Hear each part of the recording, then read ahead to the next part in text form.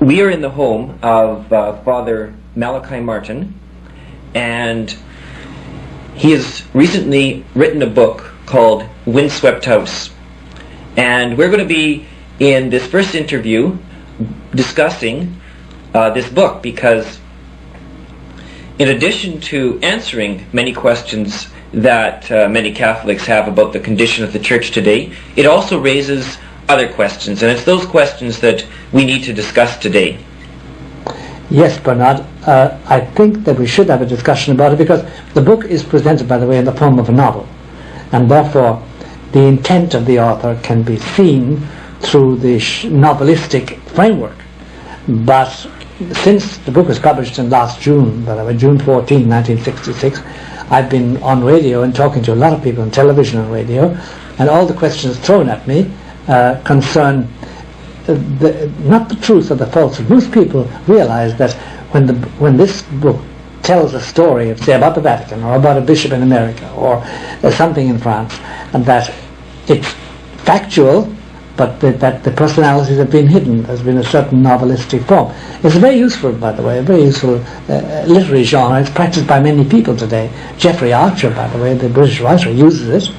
And several other writers use it. Taylor Caldwell wrote all her books in this way. She wrote about the oil barons of her day and never mentioned any of their names. She had false names, but she wrote the story. So this is what this book does. So a discussion is necessary. People say, how much of it is factual, how much of it is imagination? And I've always told them that 85% of the personalities are actual, and 95% of the events are actual, but they're all cloaked in a novelistic form. It makes it easier to digest. I'll tell you what my main reaction to the book was, and that was that it was realistic, because I know many families who have had their unity broken apart by the crisis in the Church, let's say like the Gladstone family did. And I know priests who have suffered, let's say, in the way that Mike Riley. Yes, was frozen out of the diocese. Sure. Yeah, you've seen it. And I know that certain Catholics are in denial about this book and about the Church. They think everything is really hunky-dory. That we have difficulties. Who hasn't got difficulties? But there's great evangelization, there's great apostolicity, there's a great building up of devotion for the year 2000. We've got a very activist Pope, and he's known and respected all over the world. We're 1 billion members. We're the biggest denomination in the world, religious denomination.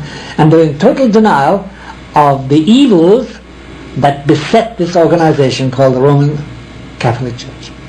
And what would you say is the primary theme of Windswept House? The primary theme, and this may surprise a lot of people, is this: that the organization, the Roman Catholic organization, as an organization that is composed of cardinals, bishops, priests, religious, nuns, with schools and academies and institutions, parishes and dioceses, and everything that goes along with it, that this, as an organization, is in apostasy.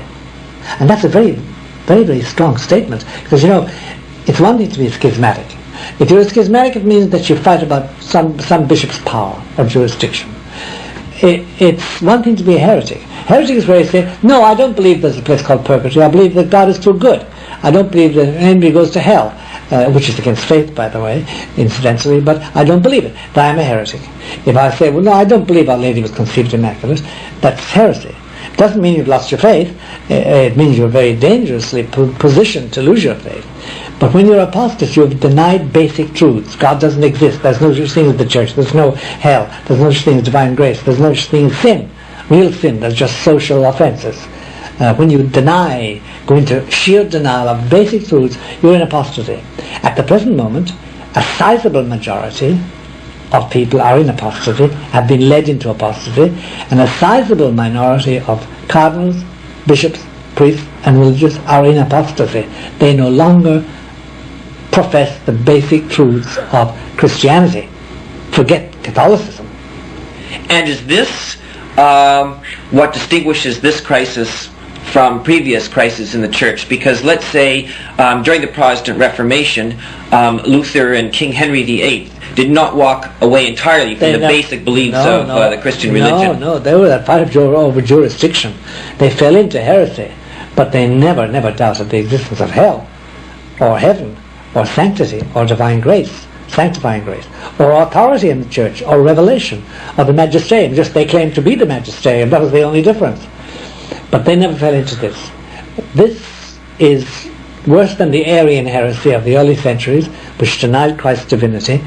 This is a terrible situation where they simply do not believe that Jesus is in the Blessed Sacrament. They don't believe that Jesus knew he was God, or was God.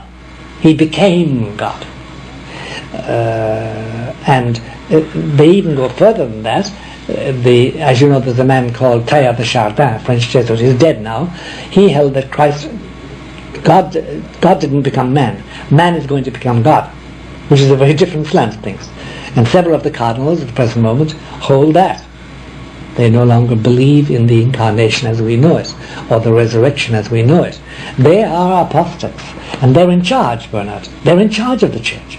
So this filters all the way down to the laity who are practicing their faith in the parish. It filters to the priests teaching in the seminaries, because they find they can deny the divinity of Jesus, and nobody does anything to them. And for instance, when the present Bishop of Melbourne became bishop, he called in the faculty, Bishop Pell is his name, and said, "I now insist that you teach traditional Catholic doctrine." You know what happened? The faculty resigned. They said, "I'm sorry, Bishop, we like you, we respect you, but we don't believe these things any longer." The whole faculty resigned in Melbourne. So this situation then also explains why unity in the church has broken down. Yes, why there is no unity. So there's no meeting of the minds, let's say, between the believers and the apostates. None whatever. And it also is responsible for the rise of what we now know as the underground church. That is, an extensive network of bishops, priests, religious, nuns, schools, Blessed Sacrament chapels, confessions, and rider priests throughout America and Canada and Latin America and in Europe. There is an underground church which is flourishing. It's minor, it's small, but it's flourishing, and more people are being attracted to it because they're leaving the conciliarist church, what I call the conciliarist church. That is, they follow absolutely rigidly what is said about Vatican II, the Second Vatican Council, and they're in apostasy. They don't know it. You know, Bernard, the big pity is this, that there's no doubt about it. We have 66 million Catholics, I think, in these United States, if they were to tell the truth about the numbers. And the majority are being led by the nose out of the true faith, and they don't know it because they're obedient. And if the priest says it's okay to be homosexual, it's all right to divorce and be remarried and come to the sacraments. If the priest says that, well, it's all right, you won't go to hell, God doesn't send anybody to hell, it doesn't really exist. And the devil, that's a myth. And the priest says that, and the bishop says that. People say, well, hey, come on. What are we to believe? So the apostates, they would not see any reality outside of what you could see and hear and touch and feel. They would deny the existence, or they wouldn't include in their worldview the eternal and the supernatural. Oh no, that's gone. The devils, the angels, the saints. There is something after death called heaven. It's a pleasant place. Everybody goes to it. It was the general idea, and God never sends anybody into a dark and murky hole called hell. No. Or purgatory, that's all mythological. That's the outlook, that's apostasy, and that's you see, Bernard, look, if you tell me you're a believer, and then I find that in practice you act as if none of it was true, and I question you and find out that you really don't believe in hell, you don't believe in angels, you don't believe in purgatory, that's what you really believe, no matter what you say by way of by rote profession or saying I'm a Roman Catholic. You're not. You're an apostate. Well, that's one of the characteristics of the current hierarchy, is that they don't usually openly deny these doctrines and dogmas of the faith. They just more or less live their faith and live their lives as if these doctrines don't exist. Yeah, that's right, in abstraction from them. They abstract from them completely. They don't exist any longer. And that's the difficulty. That's what's happening.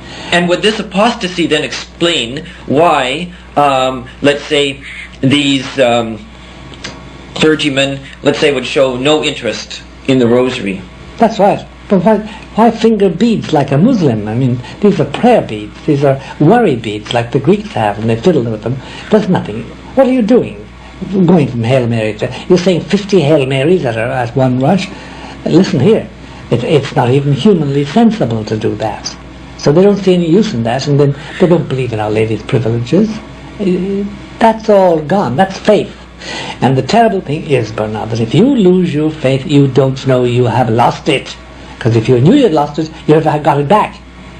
You see, these men just carry on as churchmen. Like they don't walk out of the church. They still view themselves as good Catholics. I do.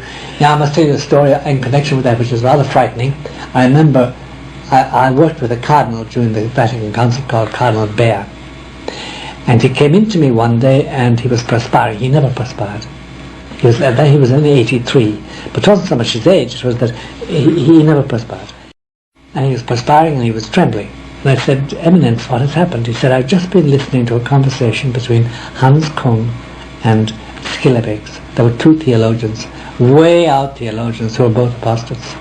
And he said, I heard Skillebeegs say, well, then we can't stay in this church. And Kung said, no. In the 16th century with the Protestants, we left the church and we lost. This time we're staying inside and we're going to change it. All of this crisis in the church, though, it must have had some type of a source. It wouldn't just come from nowhere. What would this source be? Well, as you know, today, universally in the media and in literature and in commentators above all, anybody who speaks about a conspiracy is labelled as a conspiratorial freak. But we do now know, we have the evidence of it, and someday we can publish it all. We do now know that there was a plan which influenced John the 23rd to call the council, and once the council was called, we now know that cardinals like Cardinal Sunens of Belgium and Koenig of Vienna and a whole list of German cardinals and French cardinals connived to change the council from being a Catholic council to being what it became, as something which disrupted the tradition of the church and which produced the documents that are now form the basis of the universal apostasy in the Roman Catholic Church. We now know that. It was a carefully laid plan, and it came from non-Catholic sources. Why? Well, look at it like this. It's now the 1950s, and the strongest growing body in the international sphere is the Roman Catholic Church. And it has a very strong pope called Pacelli, who is going to die immediately. And they're spreading all over the world and a great respectability. What do you do about that? You plan to disrupt it from inside, to penetrate it. And therefore you penetrate it by means of co-opting several cardinals into the Masonic Lodge, become members of the lodge, and very respectable members of the lodge, and bishops also, and priests. And you proceed to introduce homosexuality as quite an acceptable mode of life for anybody, including priests and nuns. You do this very carefully. That is what has happened. Who formed that plan? Well, whether people like it or not, and later history will show conclusively, we have very dire enemies who see the Roman Catholic Church as the one big obstacle to their plans. Why? Because the Roman Catholic Church says, I have ultimate authority over anything you do. Anything you do, which is a moral action, I am the authority. Number two, I am also the authority on education. I must have the children to educate. They have to be educated by me in the beginning. We claim education. And thirdly, then, we claim, finally, to be the source of all power. Very few people know it, Bernard. But finally, papal doctrine is that even political power descends through the papacy. The papacy doesn't insist on that any longer because it's not accepted. But de facto, all power on earth comes from Christ, and his only vicar on earth is the Pope. And the idea of democracy, that is the people have power, I'm sorry, that's not Catholic. The people have power through Christ, from Christ. The idea that power resides in the people and people can give the power to whom they like, that's a half-boiled doctrine. Full doctrine is that all power comes from Christ. He said it himself, all power is given to me in heaven and on earth. He told the apostles. And therefore it descends through him or through his vicar, who is only one man and one man only. And we have now the 264th successor of Peter in the throne, and he is, through Christ, the source of political power, political authority, political authenticity, political genuineness. That's the true Catholic doctrine. But these enemies go back, I think, right from the time that Christ walked this earth. Because wasn't there a meeting of the Sanhedrin to do something to stop Jesus? Sure. But they were only acting, you see, about whether people admit it or not. And it's irrelevant whether they admit it or not.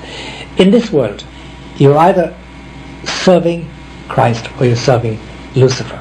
There are only two issues at stake. There's good and there's bad, and good is represented by Christ and bad is represented by Lucifer. You may not know Christ. You may be a Buddhist who never heard of him. Or if you did, you heard about it vaguely. You may be a Muslim who never heard about it. You can be a Muslim in Indonesia or in Algeria or in Saudi Arabia and never know about Christ. But if you're serving good, you're serving Christ. And the grace to do so comes through Christ one way or the other.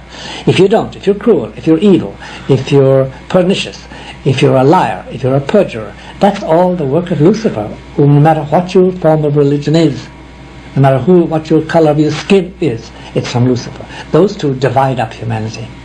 And today, unfortunately, the denial of Christ's revelation is abroad in the Church of Christ, the organisation.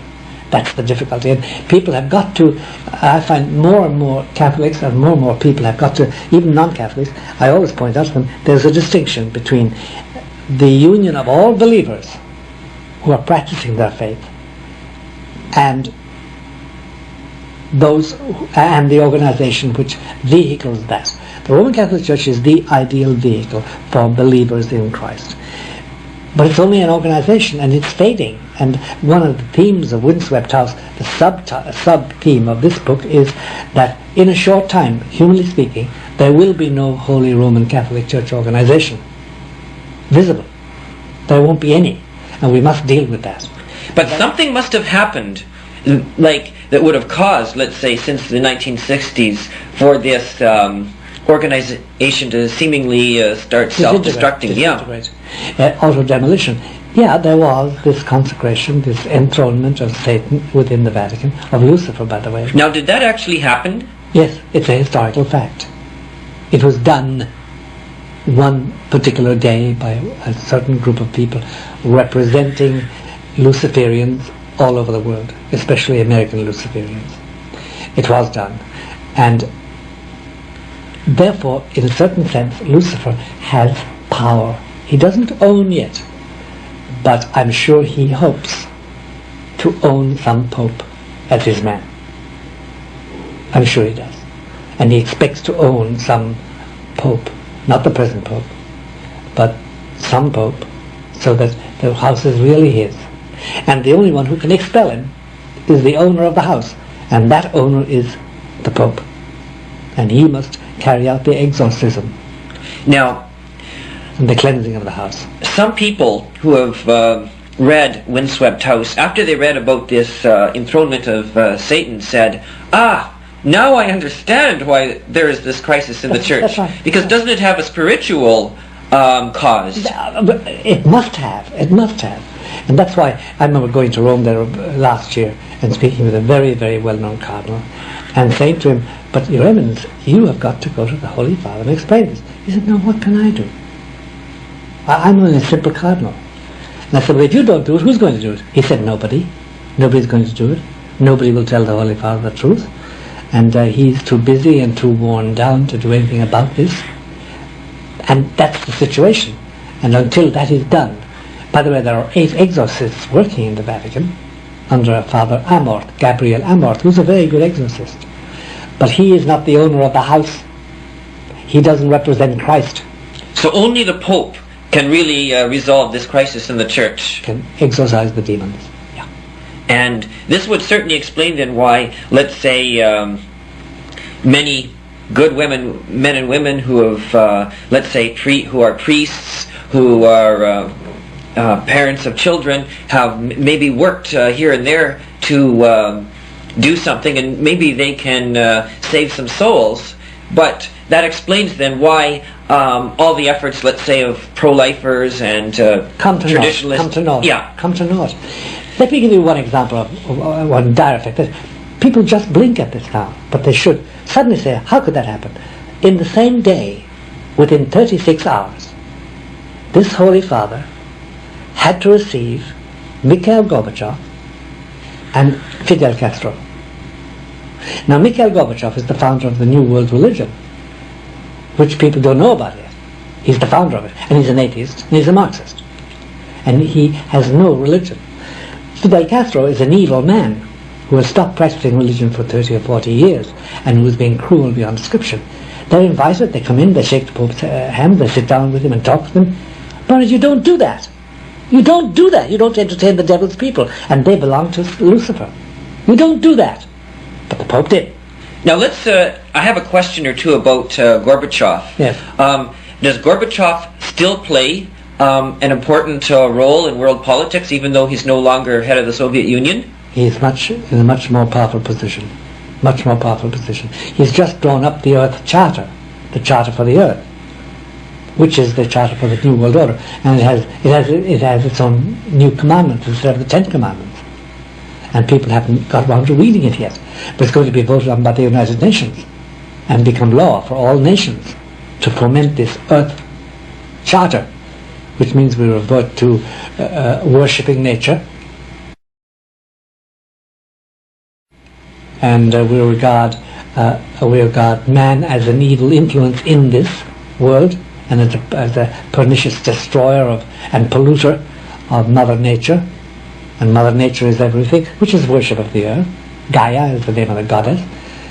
But Mikhail Gorbachev is a cruel atheist. And how could you receive him with honor? How could you receive Fidel Castro, who has prisoners dying in his famous island prison, and who is a Marxist of the worst order and has persecuted the church? You don't receive these people. Well, hasn't the Pope had a relationship with Gorbachev for some time? Yes, and it's always scandalized us. Why? You don't have that sort of relationship with somebody like Mikhail Gorbachev. If you must meet him, the Pope has 101 clerics and prelates who can talk to him in his own language. But they should receive him with honor in the Vatican, in Christ's house, in the house of the successor of Peter, who is the vicar of Christ. No, you don't do that. It's just too much. You just don't do that. Not for my mind, not for the Catholic mind.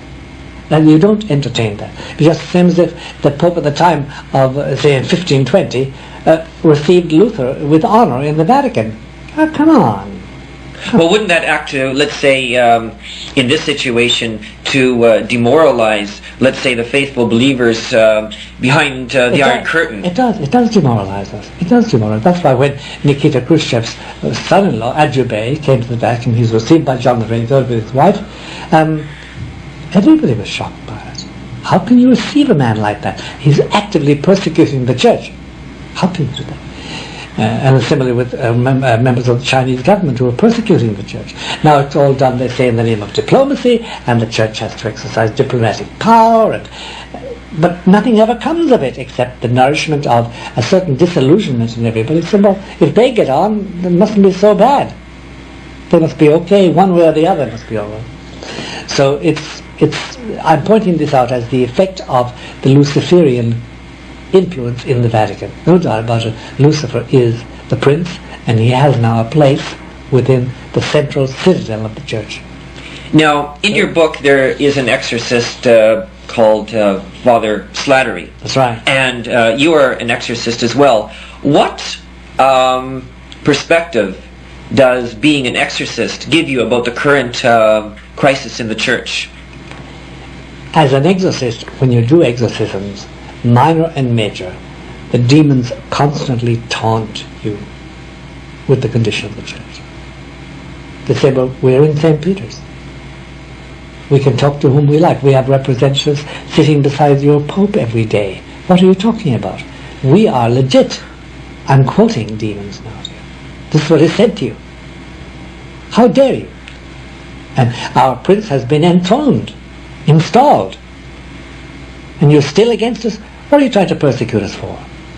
When you're trying to expel demons.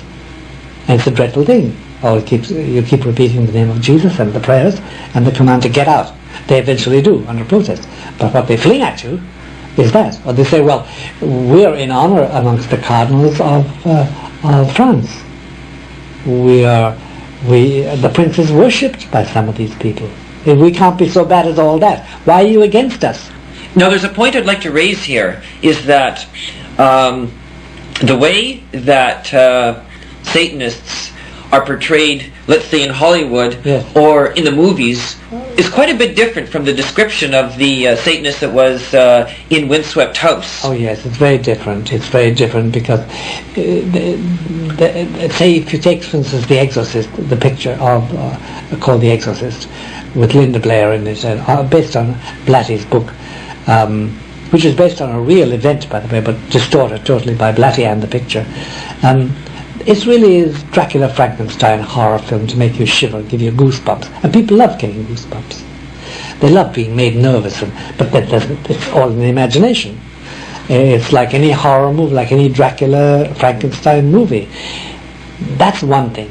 But I assure you, the reality of exorcism, the reality of demon possession, is totally different. I remember, to give you an example, there was a Dr. Hammond, psychologist, who always kept saying the same thing. He said, this is all imagination. He said that these people require very careful therapy. So finally, and he said, let me be present at an exorcism, thing we don't do normally. So finally we admitted him. Hammond never went back to psychiatry. He became a Catholic, and he was Jewish originally. Once he was hit by the reality of the demon, of demonic presence.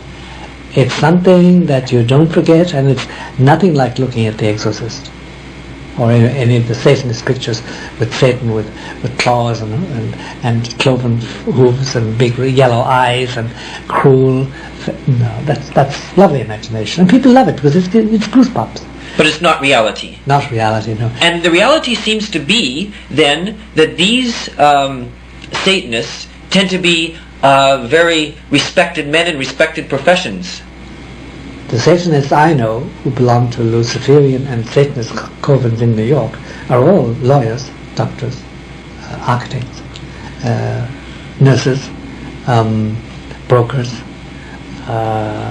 businessmen, entrepreneurs, and they're perfectly respectable citizens. They pay their taxes.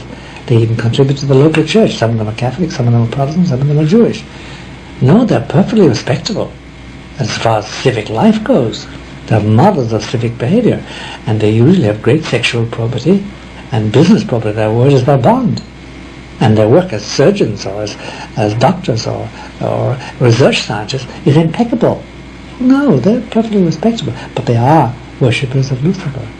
And these men, do they have a very large undetected influence? Of course they have, because they constantly represent the Satanist influence, the Luciferian principle, that there's nothing above the sky and there's nothing beneath the earth. There's just us alive for 40, 50, 60, 70, 80 years, and then it's over.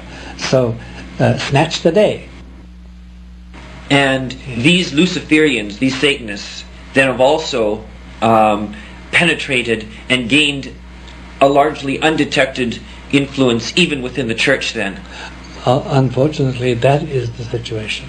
We have the fact that prelates and priests and nuns, but above all prelates in the church, have become members of covens and worship Satan and worship Lucifer because they're distinct demons.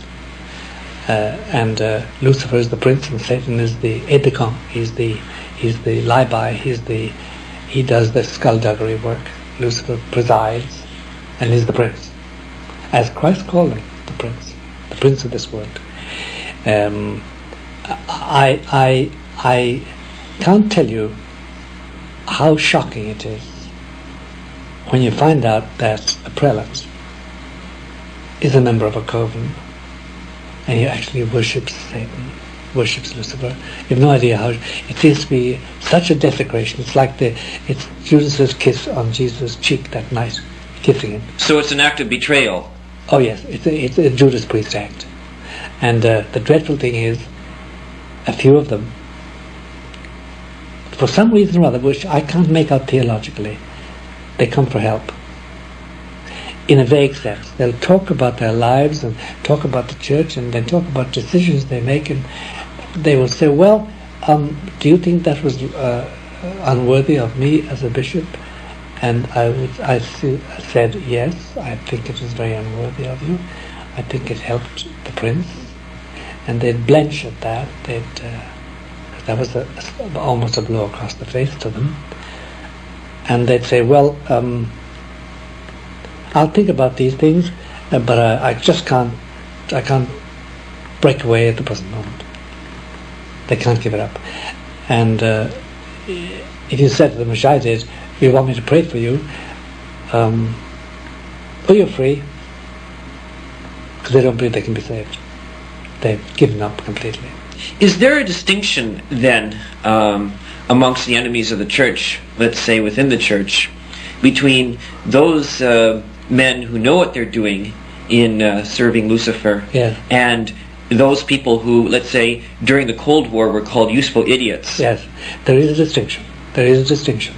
But when you finally unravel any one of the idiots, they finally begin to see that they themselves willingly were co-opted, willingly were taken, and refused to think, because the advantages they got were huge. So there's always a measure of responsibility then? Always. The only thing is, some are destined to fulfill important jobs. Some of them are destined to become cardinals, which is very important. Some of them are just simple priests, simple bishops, very much. But some of them are destined to be influential, and therefore can do so much harm. And they get special attention. Believe you me, they get special attention from Lucifer. And they get special treatment, and they get enlightenment. They have light. They devise a means of doing what they're supposed to do, and they get riches, and they get preference, and they're liked. And then there's this, Bernard, which is a very frightening phenomenon.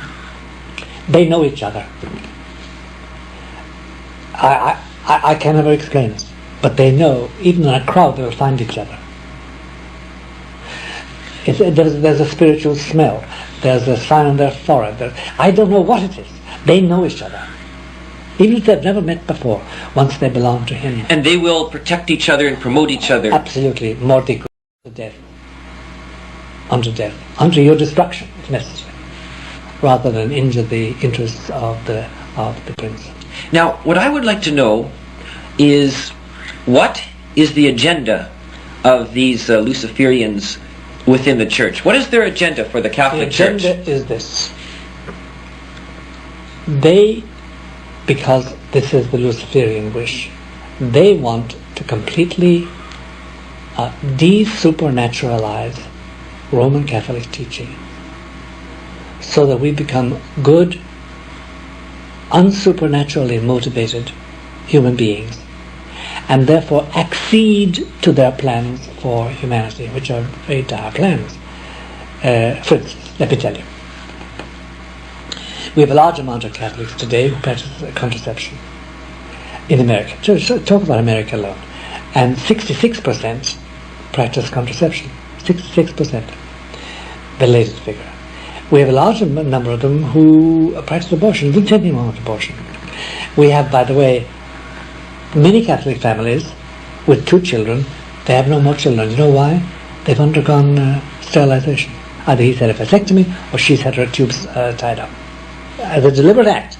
So they're living in sin, and they have joined, therefore, a thing which is very, very important.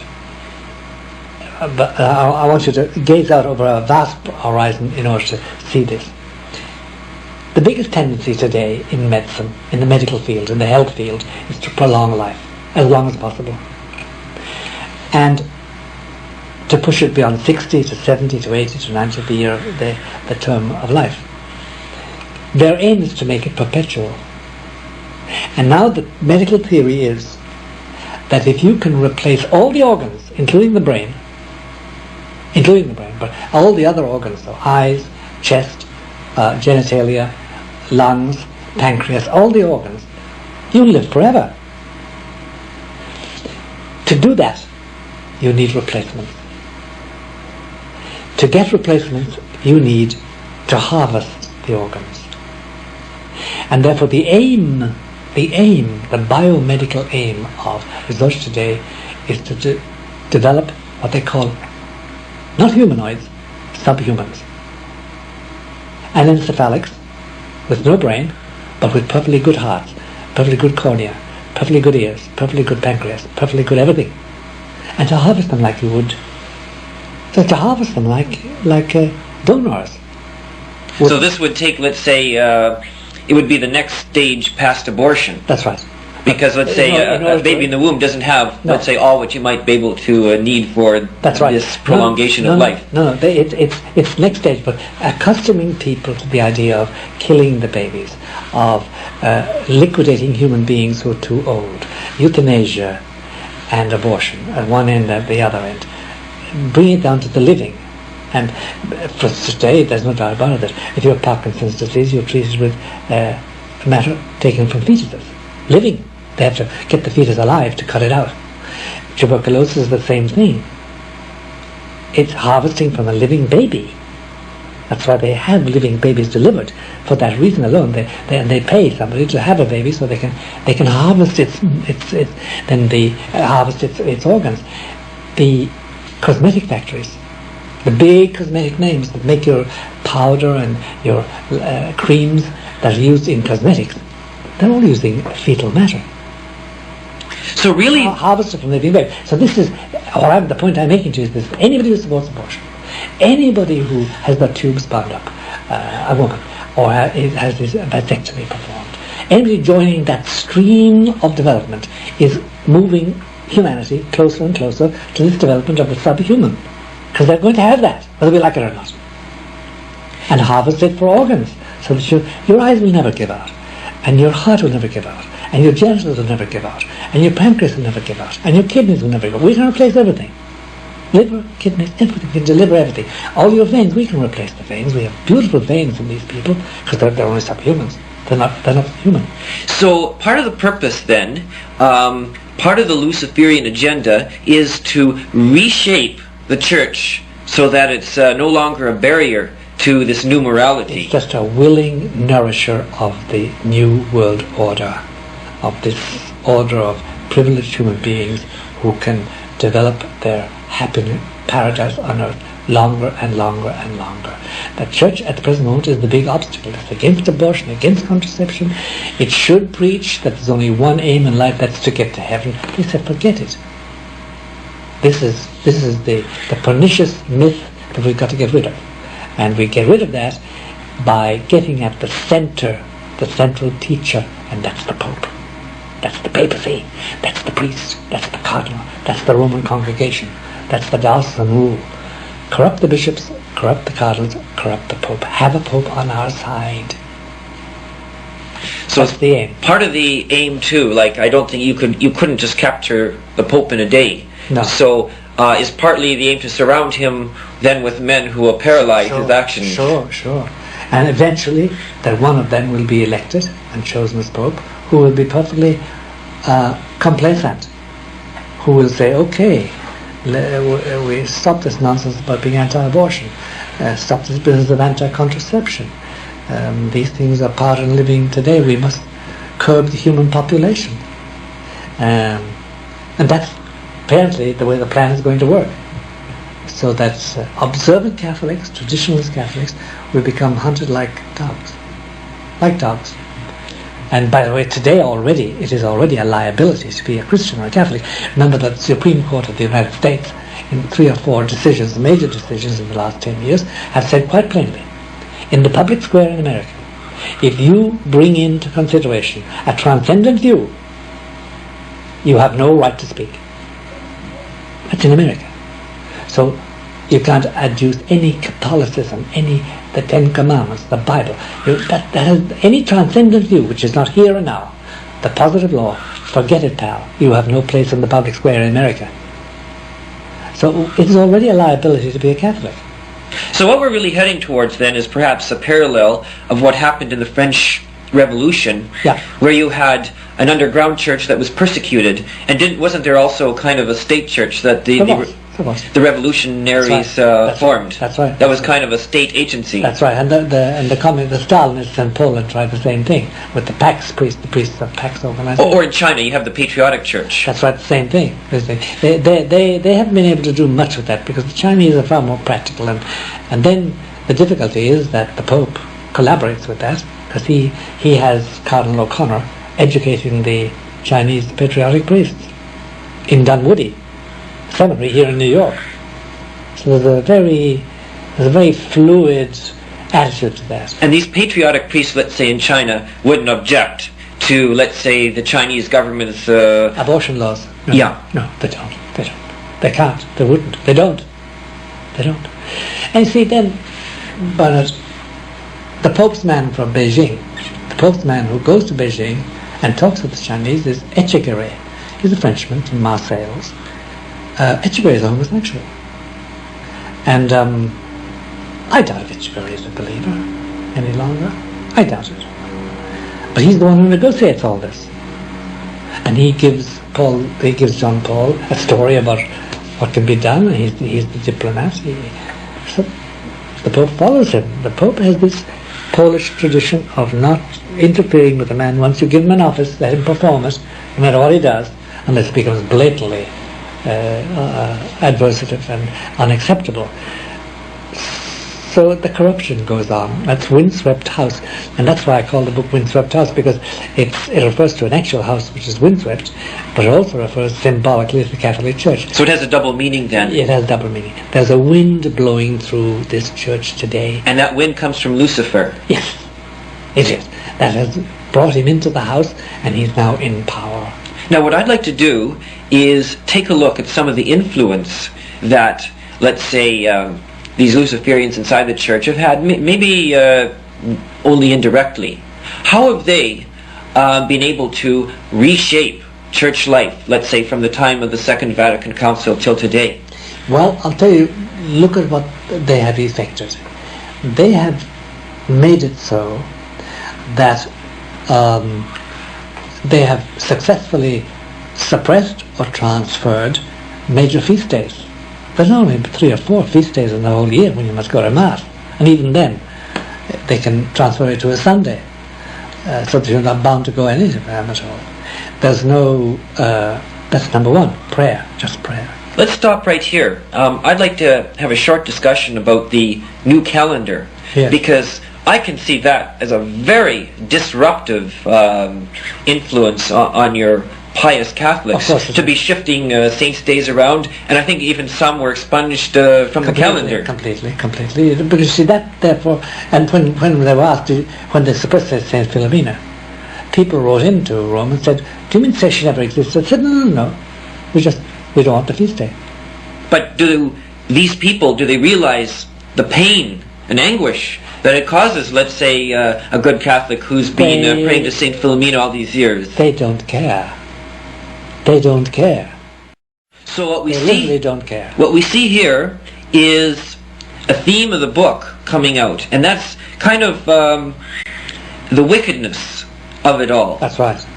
We're seeing a fulfillment then of the prophecy that charity would run cold in the end times. That's right. That they don't even care, let's say, about the laity who have these devotions. They wouldn't care about the career of they wouldn't care about ruining the career of a priest. Oh no, not at all. And then you see, you should be in receipt, and really, but you couldn't spend the time doing it, to receive the accounts that we received of, say, the Diocese of Louisville, Kentucky, what the bishop has done to the people, closing the churches, forbidding the devotions.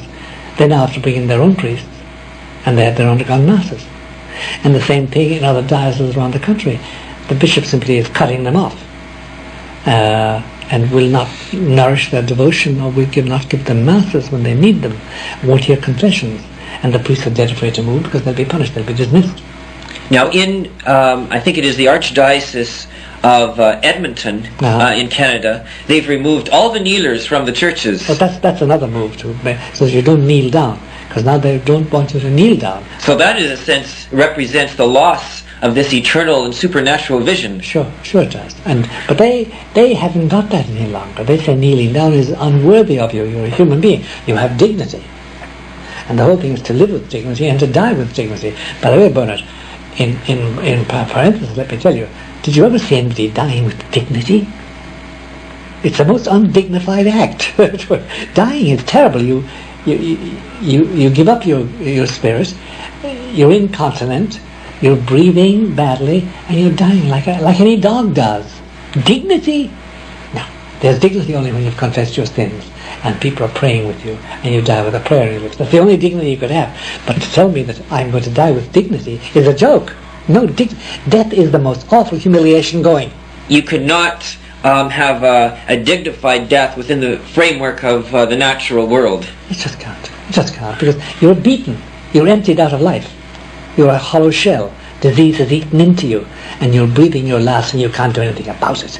And you're sweating, and you're defecating, and urinating, and you're helpless, and nobody can help you, and you die with a very deep sigh. You give up your whole spirit.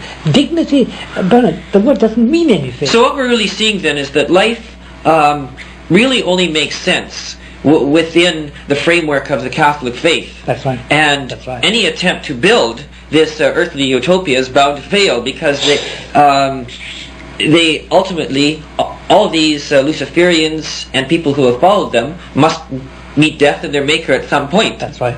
No matter how facile a way that Dr. Kerkorian or the death doctors develop for you with acids and with drinks, etc., you finally come to the point that you die with utter indignity.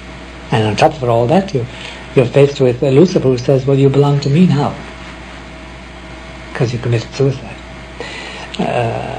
And Christ looks away from you. He turns his face away, and you are damned forever. So dying with dignity is so stupid. Living with dignity is something else. And the idea that the church was founded in order to facilitate the creation of a paradise on earth is totally unchristian. And yet, John Paul II will go to France and declare on landing there that the church believes that its purpose is to establish universal brotherhood. That's nowhere in tradition. And didn't Paul VI talk about building an earthly paradise? He did. This is his big address at the end of the Vatican Council. We now join the world. I'm sorry, pal. The church has not joined the world. It's crucified to the world. So even then, some Catholics who are not, let's say, Luciferians, have bought in to this philosophy. They have, because their Pope says it, their bishops say it, their priests say it.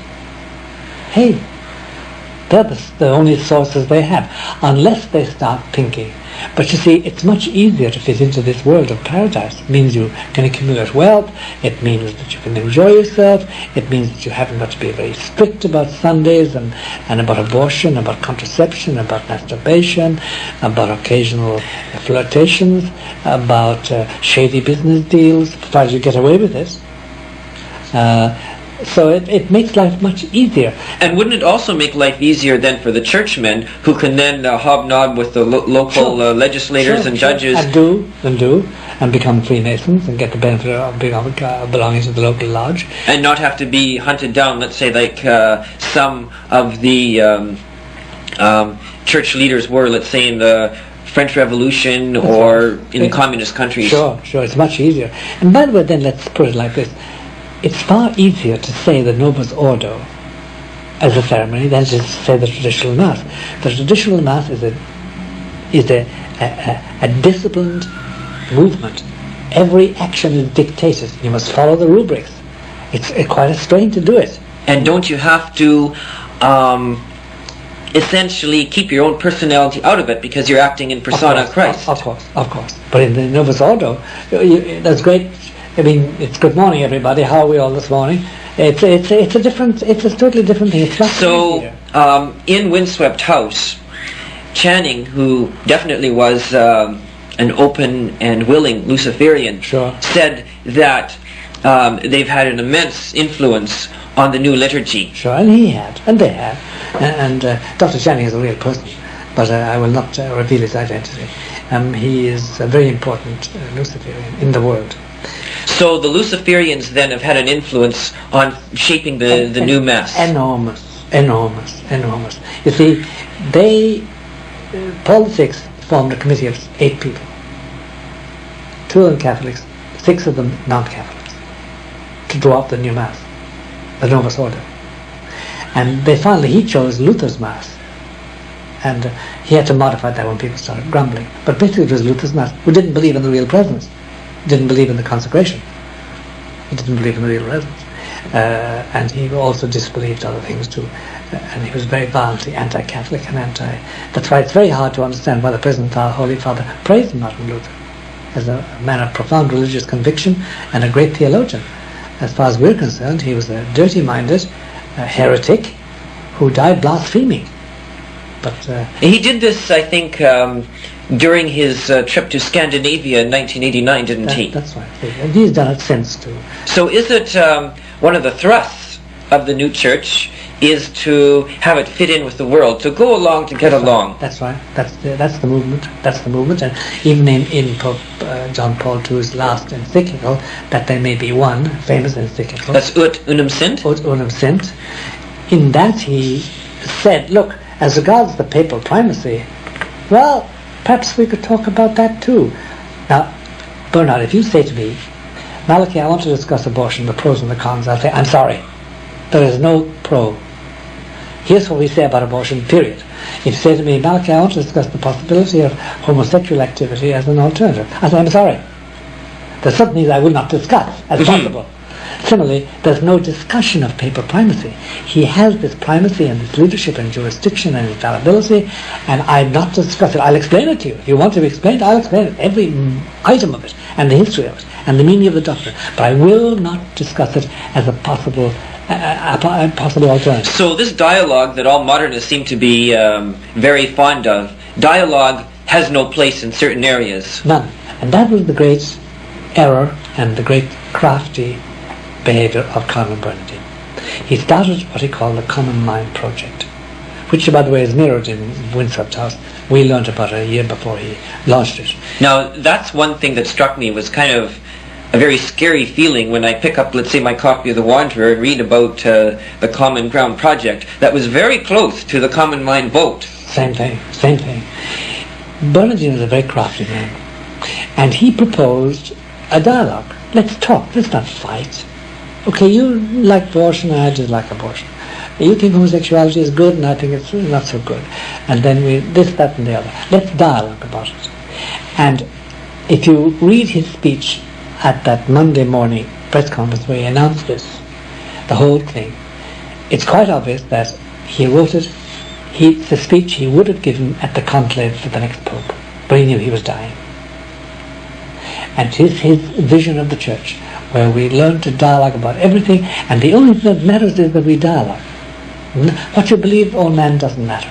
What I believe doesn't matter, it's immaterial. The important thing is we keep talking, and you can say what you like, you have a right to say it, and do as you like, and I have a right to say what I like and do as I like. But we must dialogue. We must dialogue. Isn't that the key principle of what is known as the Renew program then as well? That's right. Well, the Renew program is definitely Luciferian. There's no doubt about that. So there's another aspect of this Luciferian agenda, in that it seems it's the kind of thing very good. It does. Sounds very democratic and very equitable and fair-minded and as some of them will say, Christ-like. That it's gentle and forgiving and permissive and human and understanding, and it makes life easy. People don't hate each other. They can eat and drink together and go to bed together, I suppose, too. But if I can make an ugly joke, which they make themselves. But the point is, there's certain things where there is no compromise, there's no discussion. So this is always kind of been a trick of Satan, always. Is to snare people by proposing something that looks on the surface, let's say, to be glamorous, that's right, to be appealing, but is humanly appealing, but really serves an evil purpose. Of course, because it wipes out You see, if all religions are true, there is no true religion, because they contradict each other. And if it is okay for anybody to say or do anything, provided he respects your human rights, defined by positive law, not by God, if that's the way it is, then what's the point of any spiritual activity? There's none whatever. And therefore, there's no such thing as the true faith, there's no such thing as the one true church, there's no such thing as there's no salvation outside the church. All that is out the window. And that's what is proposed today. And if you go to, I've been at meetings where I've talked about the doctrine of the Church of Catholics, meeting, 400 of them. I'm thinking of an audience I had recently in New York. And the moment I said that only Catholics will get to heaven, and outside the church there's no salvation, there was almost an audible hiss. They almost thrown plates at me. It was a breakfast. The chaplain who was standing beside me nearly hit me, because it's dead against the new ethos where everybody's okay. You go travelling by road 22, I'm travelling by 21. We're both arriving at the same good, holy, kind, benign, gentle Godfather. So why should we differ? And we can marry, no difficulty. Why should we not marry together? And why shouldn't we go to church together and have the same prayers? Because it's all the same. And we can discuss anything. We can discuss abortion, you can discuss contraception, you can discuss papal infallibility, you can discuss the possibility there's no hell, or if there is a hell there's nobody in it, and you don't get all het up at me, you don't condemn me. And that sounds very good, but how does a soul, an individual, resist these arguments which can be very seductive? Only with sanctifying grace, and he only gets sanctifying grace through the sacraments. And that is why perhaps then the Luciferians acted in order to prevent the sacraments from really functioning as they should. That's right, from being valid. And you can go through every one of the 7 sacraments, including baptism, and show that as they now are practiced, they can be totally invalid. In the first interview, we discussed Windswept House, the major theme of which was the apostasy, the ultimate source of which was Lucifer. And now I would like to discuss some of the characteristics of the New World Order that they're trying to put in place. What are the main characteristics of the New World Order that's coming into place towards the end of the 20th century? Well, I'll tell you, Bernard, it's a very important question, because a lot of people, when they hear about the New World Order, say, oh, that means a new world government. There'll be one government that will govern everybody. And that's not the idea of the New World Order, number one. Number two, the New World Order, in its essence, is already here. It's established. We can't get out of it, whether you like it or not. Or whether you like it or whether you know it, it is here. What is it? It's this, that today there is no country which cannot be divided into 3 parts. There's always the government, and it's more and more important than it ever was before. There's the business community, and then there's a group of things called NGOs, non-governmental organizations. Everything from mad mothers against drunk drivers over to the Catholic Church. That's where the church is today. That's where religion is. It's simply one of a mass of civil organizations that are competing in the public square. So it's being demoted. That's right. I mean, when something happens nowadays, they don't say, what does the church think? No. It's what scientists think, what business think, what government thinks. And also, if some priest wants to talk, or some minister or rabbi wants to talk, they will listen. But it's only... Now, that's the composition of the modern world. Every nation we know, even China itself, divides, falls into that family. That's number one characteristic of the New World Order, that religion has become just one of the non-governmental organizations competing in the marketplace for popularity and for adherence.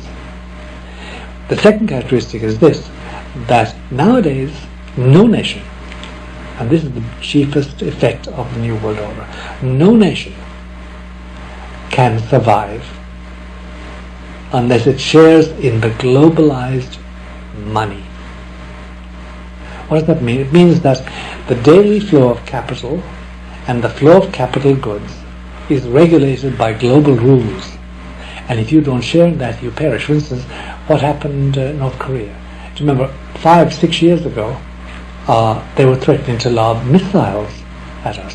Now what they're doing, they're knocking at the door. They're hungry because they don't belong to international trade. They're just beginning to realize that they can't sell or buy anywhere, and they're starving, by the way. South Korea is now giving food to the North Koreans. Now this is a change because we can remember in the 1930s how Stalin built his socialism in one country. Sure. That doesn't seem to be the program today, because like even the Chinese communists have integrated themselves into the world economy. And they are trading and buying and selling to billions, to the tune of billions on both sides. And first take Albania. Albania said, no, we're communist. Now they're in complete chaos because they tried to stay outside. Now they're no longer outside, they're nowhere, they're in chaos. Now, So the point I'm making is that no country can subsist today unless it belongs to the global rules. And one of the global rules is that the flow of capital and the flow of capital goods produced by capital, you must participate in that, or else, buddy, you are for the grave. now does that mean that communism is dead? Let's say like that in China they now have elements of market economy? Communism is dead. Marxism is not, as a method of thought. Marxism is not, as a method of thought.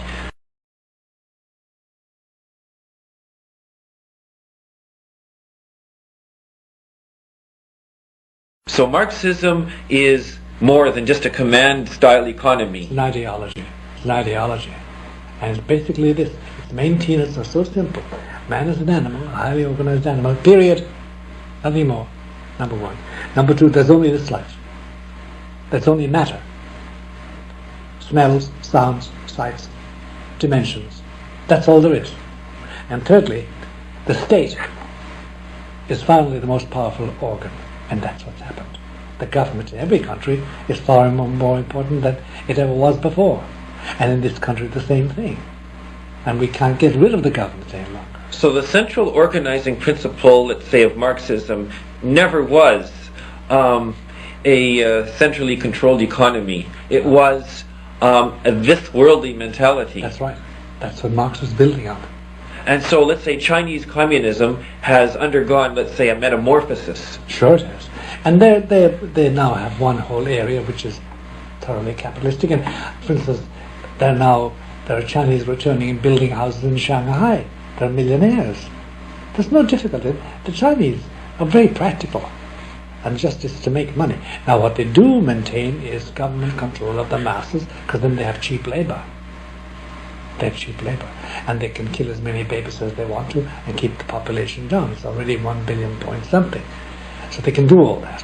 But that's Marxism, not communism. Communism is a joke. Nobody ever prospered under communism. The Soviet Union collapsed, imploded because of communism, and it's created havoc in all these countries, Romania, Bulgaria, Czechoslovakia, and East Germany. They were in ruins, and Poland, at the end of their communist life. But here's a question I have. If, let's say, the what is officially the Communist Party of China has adopted a market economy, sure, and we in the West have adopted this worldly view and implemented, let's say, a liberal abortion policy, yes. What difference is there between us and them? None, except we have more liberal laws, and we have a system of justice which is more liberal, certainly as regards the criminal. But these are differences of degree, not of kind. No difference in kind. I'm sorry. Now, we have more tolerance here, less and less, by the way, for churches, for religions. We have less and less stuff. So there is, let's say, a sort of kind of a capital that has been built up over the Christian centuries that we're now living off, and this still has, let's say, a positive influence in countries like America and Canada and Great Britain. A little, only a little. What you're really saying, Bernard, if you think, you're saying there's convergence. Yes. We're converging finally to the same system. And by the way, George Shultz went with, who it was, Ronnie Reagan, to Moscow in the 1980s, and they wrote down, they composed the famous Cultural Agreement, which means that what they're laboring now in Moscow and in New York, the Carnegie Endowment for the Humanities here, and then a thing called Informatic in Moscow, they are producing the same textbooks for children in Russia as here, as in Borneo, as in Latin America, as everywhere, only the language will be different. So children will learn the same things everywhere, and there'll be homogeneity. Now this is a point I want to stop at right here, because it seems like the globalists, what they want to do is to level or snuff out kind of the local particularisms of any kind. That's right. And you see, here's the terrible thing for Americans when they realize it, which is not yet. There will come a time, shortly, when laws affecting their salaries, the place they live, their housing, their taxes, their travels, their family, will be made by non-Americans. Isn't this actually the issue that got Margaret Thatcher so furious towards the end of her rule as Prime Minister? The fact that more and more British sovereignty was passing into the hands of the European Union. Was being eroded and passed on into the European Union. That's what now makes the big opposition in Britain. They know that when they enter the European Union, when they have monetary union in 1999, that is the end of Britain as they know it. So much so, Bernard, I think there's going to be big resistance to this European Union at the last moment. They may have to enter it, and they may go under, be submerged, and it'll be the end of England as we have known it. But to revert to the situation with the New World Order, Americans will find this out too late, and they can't do anything about it. What can we do when the laws are made by others? And, for instance, the NAFTA agreement affects jobs here. Can we do anything about it? No, sir. And the World Trade Organization, of which we're signatories, are going to make laws about world trade that will affect our jobs and our money and our dollar and our salaries. We can't do anything about it. We are caught in it. There's no escaping this. We're in the New World Order. Now, here's the point. Do you remember we spoke about the advances in the medical field, the health field, and the development of abortion and contraception as a means of accustoming people to another way of looking at the human body, and the development of the human frame, and finally the goal of having the subhuman culture? That's all part of the same system. Create a paradise on earth for the elite. Period.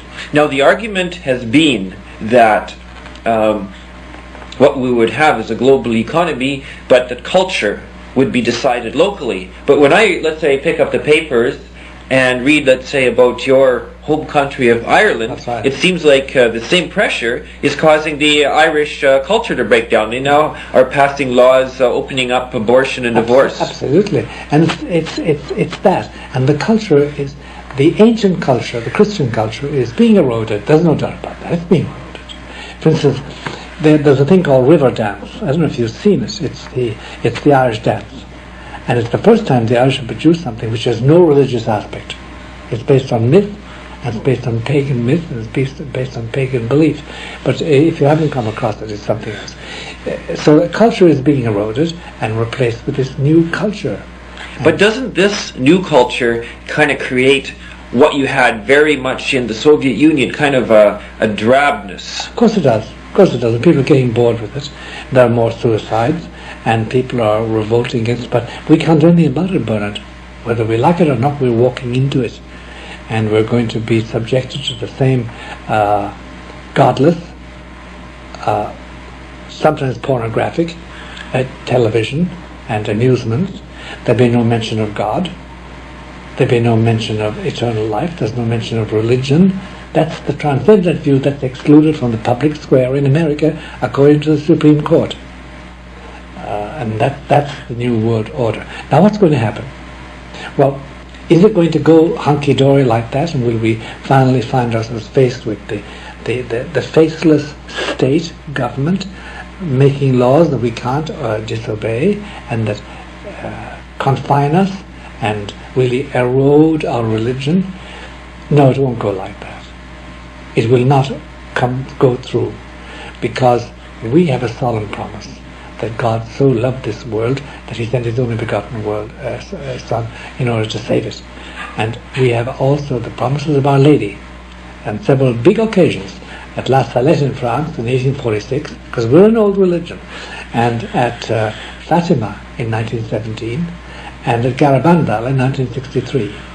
Those three alone tell us that God is going to step in and chastise this world and punish it for killing 500 million babies a year, and for oppressing and for shedding of blood and for starving people and inciting wars, and finally destroying the innocence of youth with pornography. God's going to step in, and step in soon.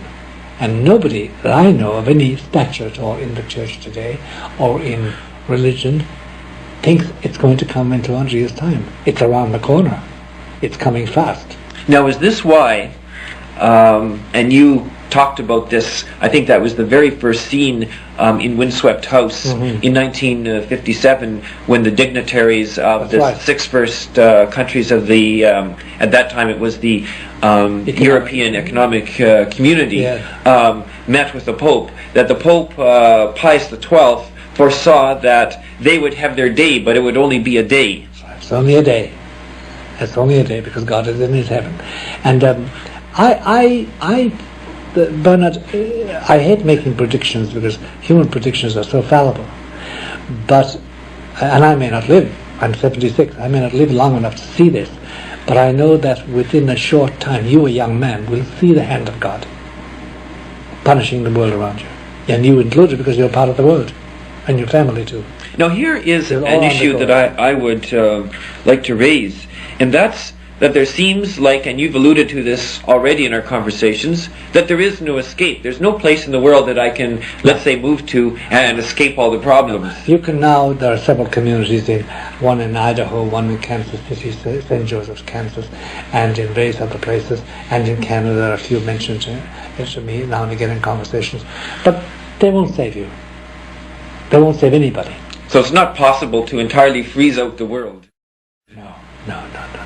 If you go down to the Pampas in Argentina, if you travel to the Gobi Desert, if you go anywhere, it's going to come after you, because the whole world is entrailed in it. And then, as far as we know, the best judgment is that the chastisement is going to affect everybody, whether you live in the middle of the Gobi Desert, or in Kathmandu, Nepal, or on the Pampas of Argentina, or hide beneath the ocean in a bubble. It will still get to you. Now, isn't there an unfairness here? Because, let's say, many families and good priests have done their best and led virtuous lives, and yet they're going to suffer from this that was caused, let's say, by the immorality of other people. Sure, but remember when Christ was on his way to Calvary, and the women were crying over him, crying over his pains and his torture. And he said, "Don't cry for me, because I'm just the green wood. You're the dry. Cry for yourselves and your children." There's a law there which is funny. For instance, if you and I get married, and if you're a lush, a woman who's a drunk, and I'm a cocaine addict, and you conceive, the baby is going to be alcoholic probably, and it's going to have AIDS, if I have AIDS, or one of us have AIDS. Why doesn't God save the baby? Punish us, but why not he doesn't save the baby?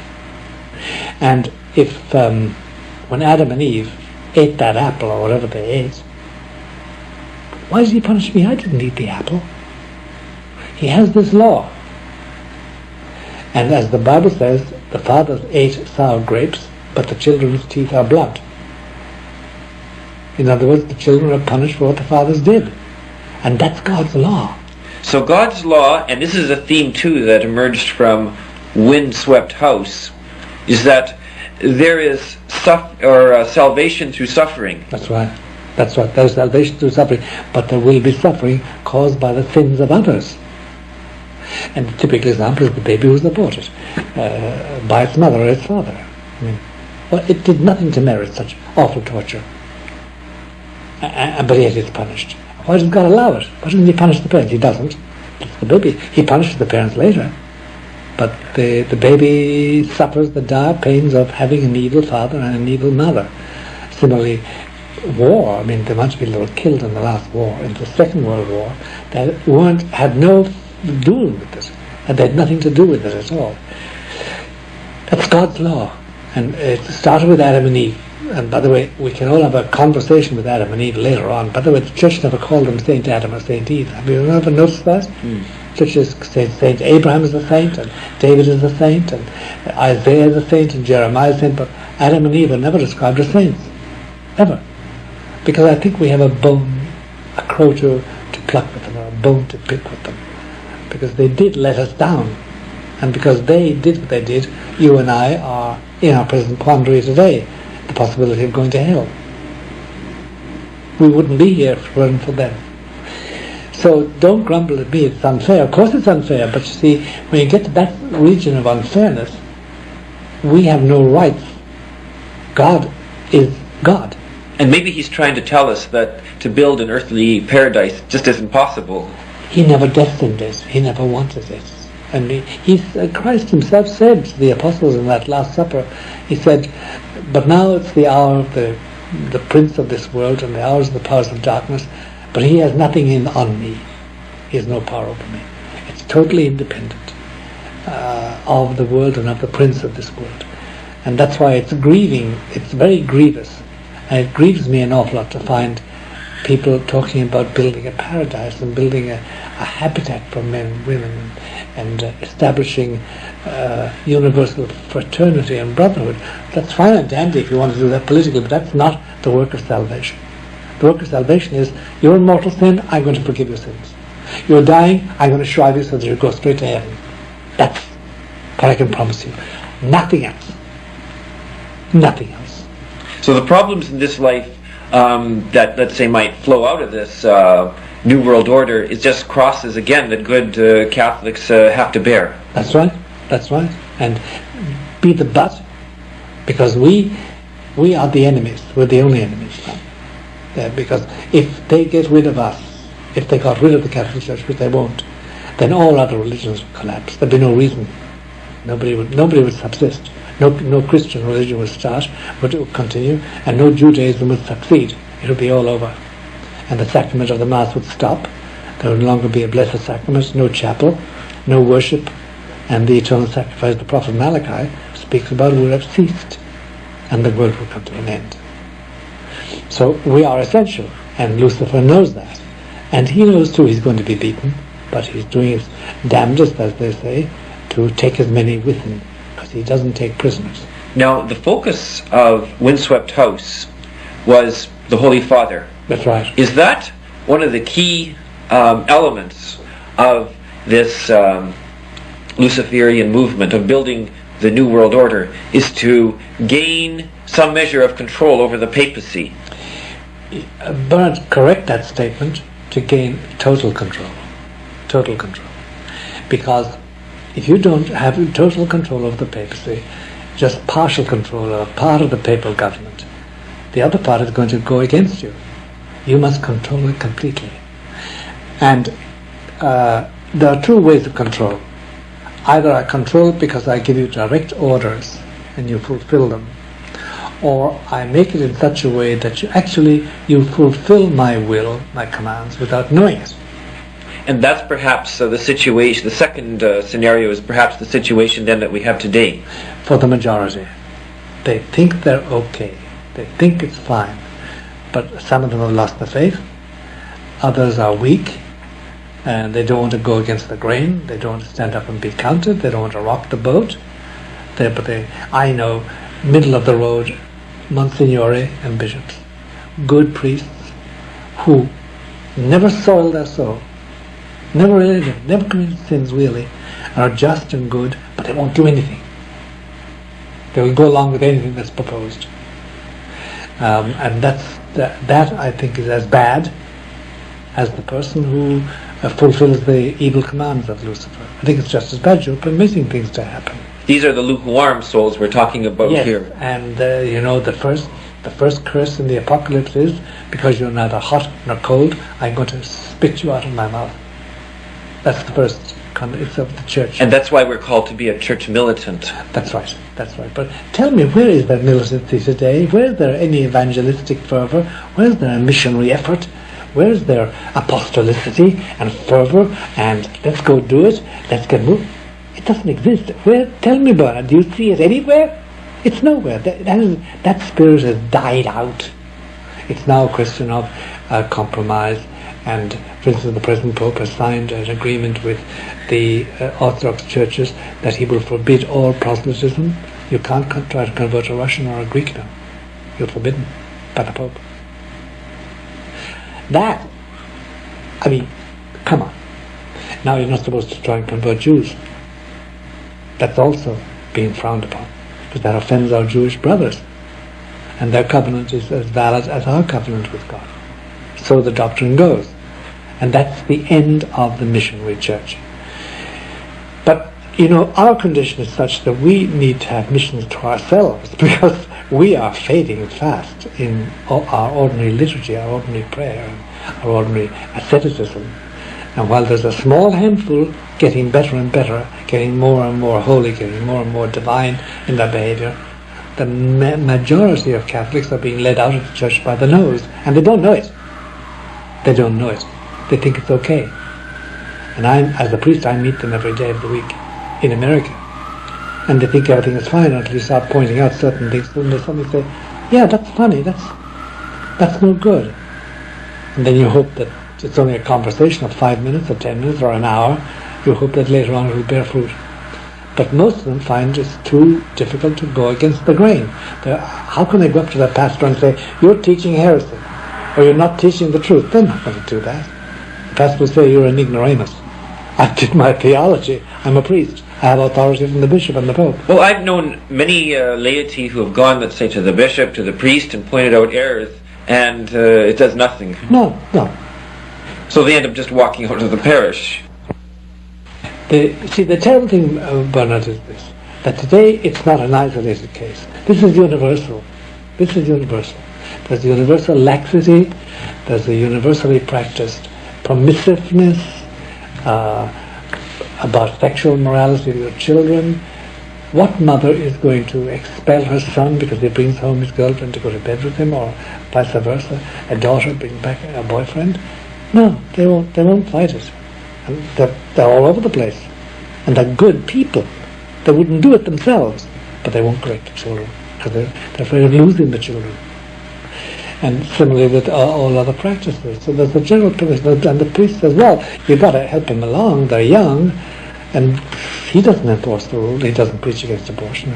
When is the last time you heard a sermon against abortion, or against contraception, or against homosexuality? You don't hear them nowadays, because it isn't fair, it isn't democratic. Now, isn't that a theme too of Windswept House? Is just there kind of is an atmosphere now of weakness and acquiescence? That's right. Just weakness and acquiescence, and that's considered to be noble. It's considered to be American. It's considered to be democratic. It's considered to be good, to be normal, and not to be crabby and confined and prejudiced and be judgmental. You're not judgmental at all. You're not supposed to be judgmental. You don't judge anybody. And so that is the attitude today, and that's the New World Order for you. That's the attitude of the New World Order. And the laws help that. Now, a subject that I'd like to move to next is this Pope, because it's in Windswept House. It was the plot revolves around the resignation protocol. Why is it that some of the cardinals wanted to push the Pope out, and is this actually the case in reality? Well, here's the point.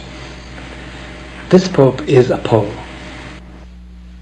And while he is very permissive in certain things, ecumenism, for instance, he is absolutely against any let-up of the church ban on abortion, contraception, masturbation, divorce and remarriage, he won't touch those things. No let up at all. So he is a barrier against implementing this new moral order. Absolutely. Absolutely.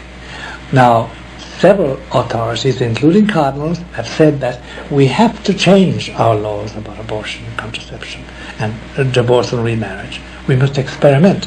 Further, they want to experiment with women priests, and this Pope says no. And they want to experiment with married priests, and this Pope says no, not in the Latin Rite part of the Church anyway, not in the Western part of the Church. For other parts, yes. On the other hand, the Luciferians have a very tight schedule. They have an inner Luciferian prophecy that says that unless the prince is properly installed in the citadel, namely the Church, the Vatican, by 1999, they've lost. But in order to install him completely, to complete the enthronement, they have to get rid of this Pope. Now, how do you get rid of a Pope? Well, you kill him, or you get him to resign, or he dies. Now, they're not going to kill him, because it's too mucky, and then there's no such thing as a secret. We now know who killed the other popes, and we know why they did it, and there's no such thing as a secret. It always leaks out, and they don't want this to be on the They don't want it to backfire on them. That's right, and it would. It was a paper which said, look, under these circumstances the Pope should resign or be resigned. That was what the paper said. He went back and modified certain things, and finally he decided to get out of the whole difficulty by writing his own document about papal resignation. And he did. He composed a motu proprio. Now, a motu proprio is the Latin Roman term for what we call an executive order. When the president issues an executive order, nobody can disobey it. Every organ of government must obey it. Talking about how the modernists in the Vatican want to push Pope John Paul II into resignation because they feel that his strong stand on moral values such as abortion and artificial contraception is blocking the coming of this new order that they're so much in favor of. And at the same time, you have a situation where many traditional Catholics are very disappointed in this Pope for reasons of his, let's say, as you've mentioned, ecumenism, lack of governance. This is a very, for many people, confusing and contradictory situation. And in the book, Windswept House, there were many discussions, let's say, between Father Gladstone and Father Slattery, and Father Gladstone and Father Carnesecca. Are these kind of discussions what are going on in the minds of many Catholics? Yes. Most of those conversations, most of them, not all of them, most of the conversations are recorded ones I've had or listened into with my friends. Priests in Rome when I went there, and priests here, and priests in France, and in England.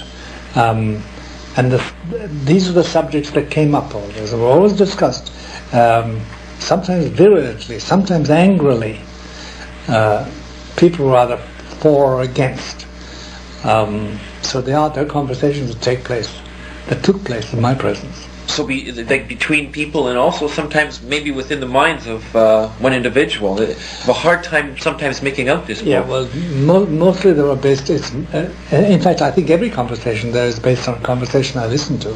I was privy to, Yes, and I've certainly encountered these kinds of conversations many times, because it seems that the point that's causing Catholics the most difficulty now is that of this Holy Father. It is the big stumbling block. And people fall into two or three categories. They either say, well, he's Holy Father, we don't understand why he does this,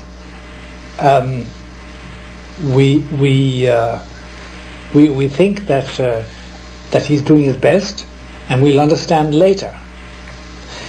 Others say, no, he's wrong, he ceased to be Pope, we no longer owe him allegiance. And others say, it doesn't matter, he's Pope, and that's all that counts. So between the two of them, between the three of them, it's very hard to know what to do. but not in this matter of the Holy Father. There's no doubt about it, there are things that we find very hard to understand or even to reconcile with Catholic faith. They're very hard things to reconcile. What is my attitude? My attitude is this. I'm not allowed to judge my Pope. Canon law forbids anybody to judge the Pope. Someday the Church will infallibly pronounce a judgment on every Pope, especially on this Pope, because he's a key Pope. He's at a key moment in Church history. He has a key power to wield. He's wielding it in one direction, which I think is wrong, but I'm only a single Catholic and he's Pope. And I'm not in the catbird seat. I don't know what he knows that makes him act as he does. I pray for him, and I will continue to honour him and defend him as my Pope. I will not agree with him when he teaches me something that goes against what I've been taught. And a Catholic need not follow something that, let's say, goes against the faith, let's say like, or the traditions of the Church, let's say like his ecumenism. No need whatever. In fact, you shouldn't. St. Thomas and all the saints say, if a bishop or a pope teaches something which you know from your tradition, from your teaching, from your catechism, from your parents, from your school, from your church, is not what the Church has taught, you have no reason to follow it. You can say, no, Holy Father, I won't accept that, and still be a loyal Catholic. In fact, you are bound to do that for the sake of truth. You're bound to. The idea that when a Pope says something, that says you can't open your mouth, that's not Catholicism at all. So, that's my attitude to John Paul II. I have severe difficulties with a lot he has done and a lot he does. I have severe difficulties with a lot of things he says he believes. I can't believe them, because my tradition in the Catholic Church says, no, that's not correct. For instance, my tradition tells me that Christ descended into the underworld to leave the souls in limbo. He denies that. I have to follow that creed. It's a part of the creed. He descended into hell, in inferos. That's the old Latin. It means hell, or means the underworld. I can't accept that from him. He says that Martin Luther was a very good man, a great, profound religious thinker. I can't accept that. I think he was a pig, and he was a blasphemer, and I think he's in hell. Frankly, I just can't accept those things. But it doesn't mean the Pope is wrong or is bad or ceased to be Pope. It means I can't accept it, and I'm not bound to accept it. So can't one be reasonably different from the Pope and yet be a good Catholic? Of course one can. Now, a lot of people too have difficulty understanding just what is his strategy, and I think you've mentioned in the past that for the first 10 years or so of his pontificate, wasn't it directed towards a geopolitical strategy of bringing down the Iron Curtain? Yes, it was. Up to 1981, he was persuaded that he had a long reign in front of him, and that solution of problems was at a long range. Then he was shot. And as you know, when he lay in Gemelli Hospital in Rome, he had a vision. He had the Fatima vision. He saw it. God revealed it to him. He saw the whole thing. And he suddenly sent for his personal secretary and got the copy of The Secret, which he hadn't studied, and read it. And then he called a famous nun, a very well-known nun who was an expert on Fatima, and sent her to Portugal to talk with Sister Lucia. And when he came out, it was quite obvious that he had another geopolitical purpose in mind. He now knew that he wasn't going to live for a long time, and his papacy wouldn't last a long time. He also knew that Russia was finished, that the Soviet Union was finished, but that Russia wasn't. And he set out, therefore, to exercise as much geopolitical influence as he could. But, you see,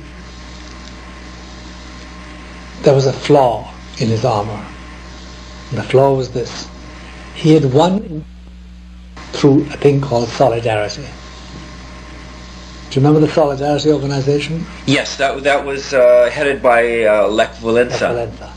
Solidarność. The difficulty is this: the Solidarność was a purely secular movement. Purely secular. There's nothing wrong with it, but it's purely secular. Nothing religious. And he cut his teeth on that organization. That's how they defeated the Stalinists in Poland. That's how they brought Edmund Gierek, the premier, down with the whole government. They were on their knees to him and Cardinal Wyszynski for help, keep the country safe from the Russians, from the Soviets. When he then started in geopolitics, he still relied on secular organization.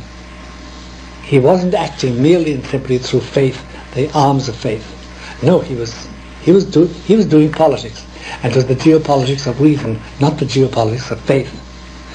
And by 1989-90, he had become totally immersed in geopolitics of reason. And he was a great friend of Gorbachev's, and he had become very close to the Americans, and he relied on secular movements to bring about spiritual ends. And it didn't happen. It only got worse. So they did succeed in bringing down the Iron Curtain. No doubt about it. But it didn't have the fruits that he had, spiritual fruits that he had hoped for. No, it hadn't. Because you see, he made a mistake. The same mistake as Paul VI made, and the same as John the 23rd made. And Bernard, I have asked myself again and again, why the three popes made this mistake. The Queen of Heaven gave a mandate.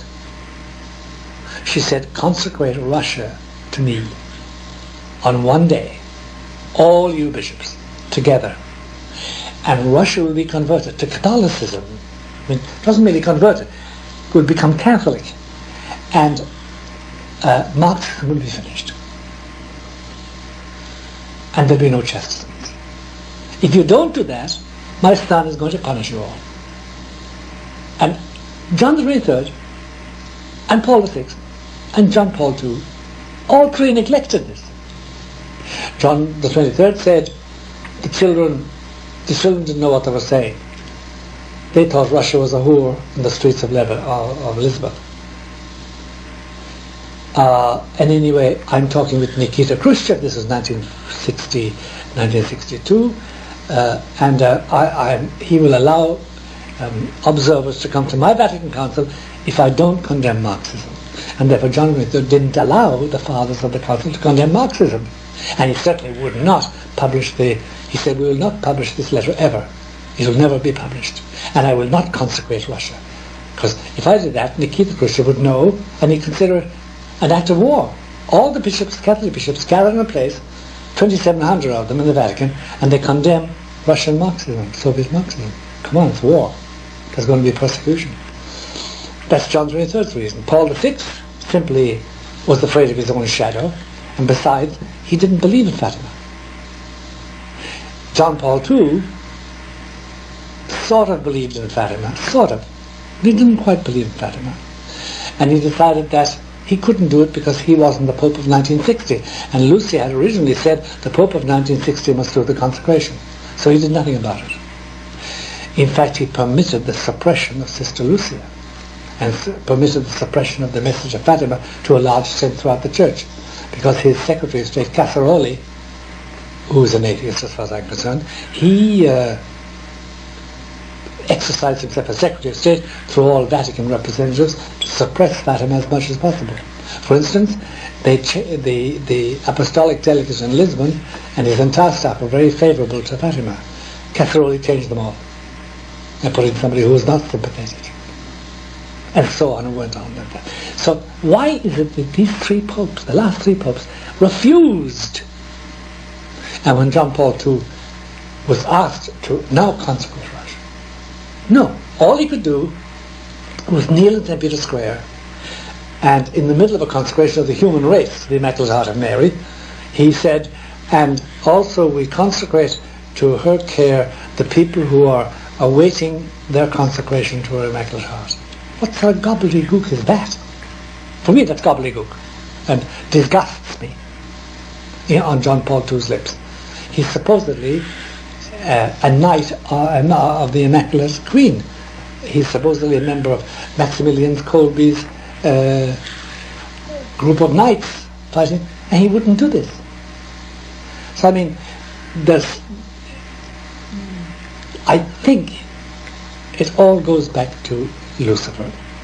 He just has too much power within the prelacy of the church, within the organization. He's able to squeeze everybody who attempts something. And so Lucifer has paralyzed whatever efforts there have been, Yeah. let's say, to do what the Mother of God actually wanted. Yeah, this is the Queen of Heaven. And even if John 23rd said Nikita Khrushchev will declare war on us, he could say, well, you want this done, you must have some plan. Trust. No trust. No trust. So I think it is clear to me that the will of Christ is that these three popes should destroy the organization of the church, which they have. They've destroyed the organization.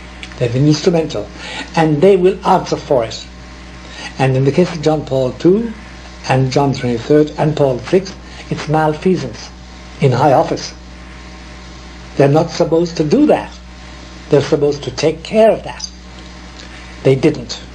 So to get back then to the original question, the reason why John Paul II's geopolitical strategy ultimately failed to bring, let's say, the spiritual fruits that he would have wanted is because he used the methods that weren't prescribed by Our Lady. That's right. That's why he wasn't relying on purely spiritual means. Purely spiritual means. And therefore, and he didn't do what she said. She said, consecrate Russia to my Immaculate Heart, all you bishops, on the same day, using the same formula if possible. Do it. And publish this secret to the world. Publish the secret. No, we won't publish the secret ever, they say now. And John Paul II said from the beginning, we will not publish it. Now, since the fall of the Iron Curtain, has Pope John Paul II actually had a coherent strategy for dealing, let's say, with the problems in the church and in the world? No, he has not had a coherent strategy because, you see, we always forget this, Bernard. He is the head of a bureaucracy, a very talented bureaucracy. And its biggest source of talent is the Secretary of State. Now, the Secretary of State is divided into two sections. One deals with bishops, and the second one, the second part of it, deals with secular governments. And then, by the way, they're experts. There's no doubt about it, the Vatican people know what they're doing.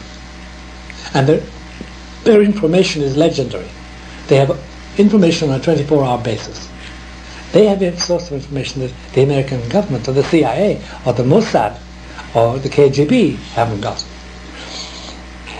But they must implement the Pope's policy, and they are dead set against Pope John Paul II's geopolitics.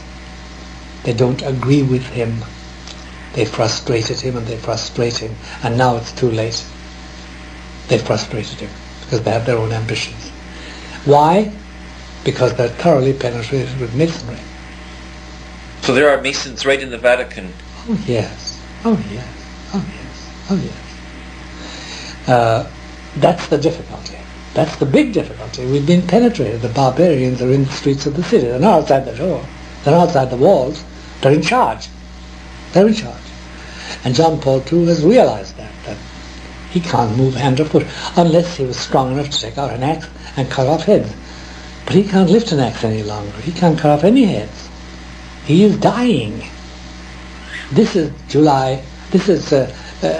March 22. Our Pope, John Paul II, is dying on his feet. For sure he's dying. It's not the dying that I'm 76, and I suppose in a certain sense my body is dying because it ceased to grow. But I'm not dying in the sense he is actually dying. You can measure it week by week, his weakness. The way he shuffles, the way he grunts instead of talking, the way he can't shake hands, he can't look at you in the eye, he can't bend. He shuffles along the ground, he doesn't walk. He slumps into a chair, he doesn't sit down and stand up. He's helped out of a chair and he slumps back into it. He's dying, literally. And we know it, everybody knows it, but the Vatican has covered it all up. Has he got Parkinson's disease? Has he got Parkinson's disease? It's like saying, have I got a bloodstream? He had that for a long time. So he's dying, and he can't do anything about it. And now he has all the ghosts of the past coming at him, and he's all the ghosts of the present moment, and all the spectres of unsolved problems. and his judgment is gone awry. I mean, he receives Fidel Castro and Gorbachev in the same 36 hours and honors them. You don't honor people of that nature. If you have to talk to them, you talk to them very privately, and you send it through a Monsignore or a bishop, of which he has many. You don't honor them with a papal visit. Now, you just mentioned Gorbachev, and the book Windswept House spoke a lot about Russia. Mm-hmm. Does Russia still play an important role in the message of Fatima, even though the Iron Curtain has come down? It does. It does. And I said to you, and I think it's true, that there's some unfinished chapter or paragraph in John Paul II's life before he dies in connection with Russia. His destiny is tied with Kiev in Ukraine and with Moscow. Why, I don't know, but I know this much. That's what he has told me, and I believe it. There's something connected there. Now, as regards the message of Fatima, it still stands. It still stands. The errors of Russia are now abroad, and they are abroad. Russia will be converted, finally, by my Immaculate Heart, she said. It will be, she said it. But a bit late, but not too late, she said. So Russia is within the plan. Why? That would take me too far afield into papal secrets. Why Russia and Kiev are involved in the final solution of this problem. But they are. They're part and parcel. And it's really God's choice. It's purely and simply God's choice, like he chose the Jews to bring his son into the world through them. He makes choices. He has his own favourite solutions for things. I wouldn't have chosen the Russians or Kiev or the East for salvation, but salvation is to come from the East for us all. And John Paul II is inevitably tied into it. His great pain is that he failed, and he did fail. Now, we've discussed Russia. I'd also like to, because most of our listeners are Americans, I would like to discuss a little bit about the role of the United States and the other Anglo-Saxon nations, Canada, Australia, Great Britain, New Zealand, in the whole picture. And that's another thing that sometimes came out in Windswept House, is that the let's say Italian-based cardinals would refer to the Anglo-Saxons. What role do the Anglo-Saxon nations play in the Church and to do with Rome? Well, it may seem a contradiction to you or to many people. The biggest role the Anglo-Saxon nations are playing and will play as regards the Church of Rome is as follows. The Anglo-Saxons have been the source and the creators of the Lodge, starting with the Scottish Lodge. The Lodge is something in which hides the only enemies of the truth on the face of this earth. And in their upper reaches, 33rd degree and beyond, the carefulest plans for destruction of the Roman Catholic Church as a church, not as an organization. They wanted to go on. Those plans have been laid there. And the Anglo-Saxons are the ones that pursue it. They are the ones that are the seedbed of it all. That's their importance for the Roman Catholic Church. Now, there are some fervent Catholics in England, and there are some fervent Catholics in the United States, and in New Zealand, and in Ireland, and in Australia.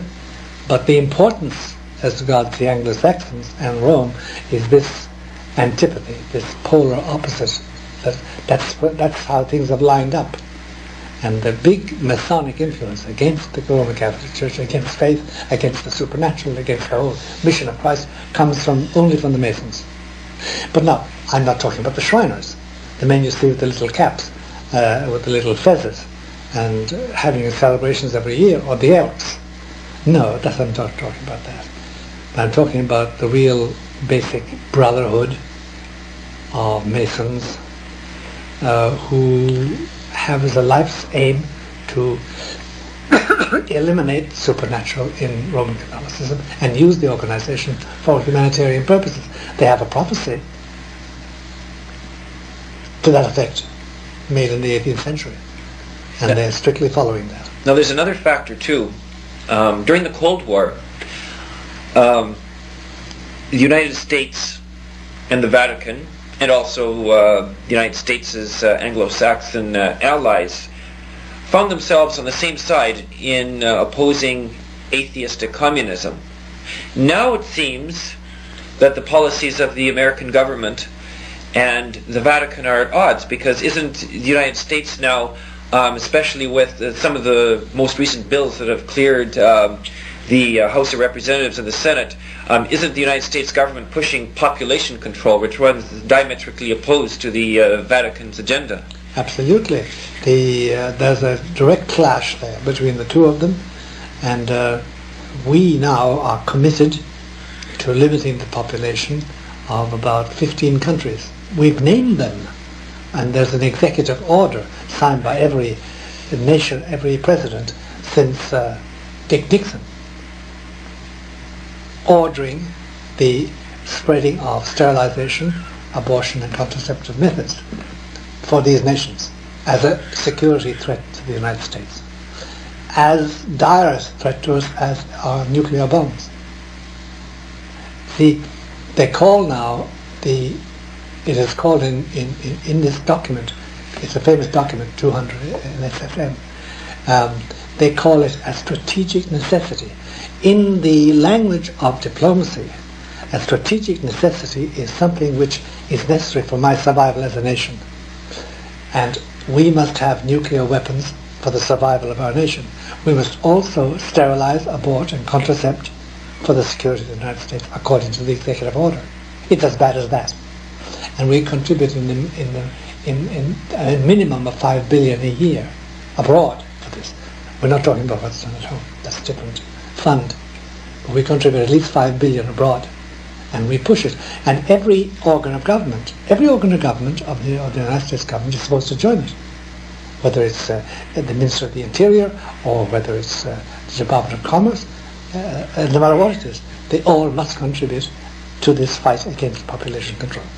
Now, is there an underlying spiritual or Luciferian reason why this limit the population agenda is being promoted? Because strictly from a scientific or economic viewpoint, there's no necessity. Because I know of various programs both in Canada and the United States that actually pay farmers not to grow wheat because there's so much of a surplus. It doesn't make sense. It doesn't make sense. What does make sense is the following. First of all, the slaughter of human beings. Do you remember what the Carthaginians used to do outside of Carthage? They had this mound, this hill, and there was a perpetual fire there, maintained by the priests of Moloch, and every morning the women would out their newborn babies and burnt them. That was Carthage. Well, instead of the devil having that amount of worship by killing innocent babies, we now have, 300 million a year all over the world wide, babies that are killed every day, every year.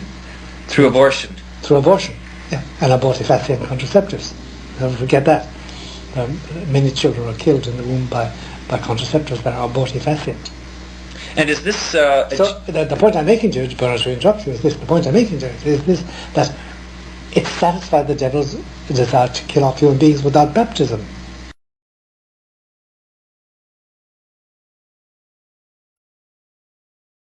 So really then, the agenda is to keep souls out of heaven then? That's away from God's grasp, away from Him. He made them and He loved them and He wants them, but He can't have them because they're going to die without baptism. I think God has His own solution for that problem. That's number one benefit of it. Number two benefit of it is that it also, it means that those against the church are going to have power to limit the church's ambit and reduce its teaching and wipe it out as a supernaturally inclined organization. So it's a double whammy. And it's succeeding because more Catholics now practice contraception than don't. And is pressure coming down, let's say, upon the minority of Christian families, let's say, of various denominations who have large families? Absolutely. Not to have large families. After 2 children, the pressure is always on them. And we now know that 62% of all 2 children Catholic families have undergone either vasectomy or fallopian tubes tying up. effectively sterilization, effectively, but it's private.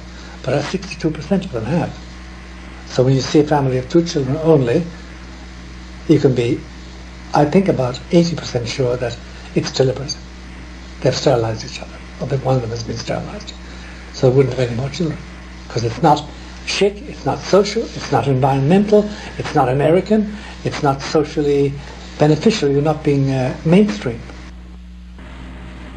In this interview with Father Malachi Martin, we are going to talk about how the New World Order and the new church are impacting your average family, your average parish priest, and maybe some of the tactics or strategies that they can employ for coping with it.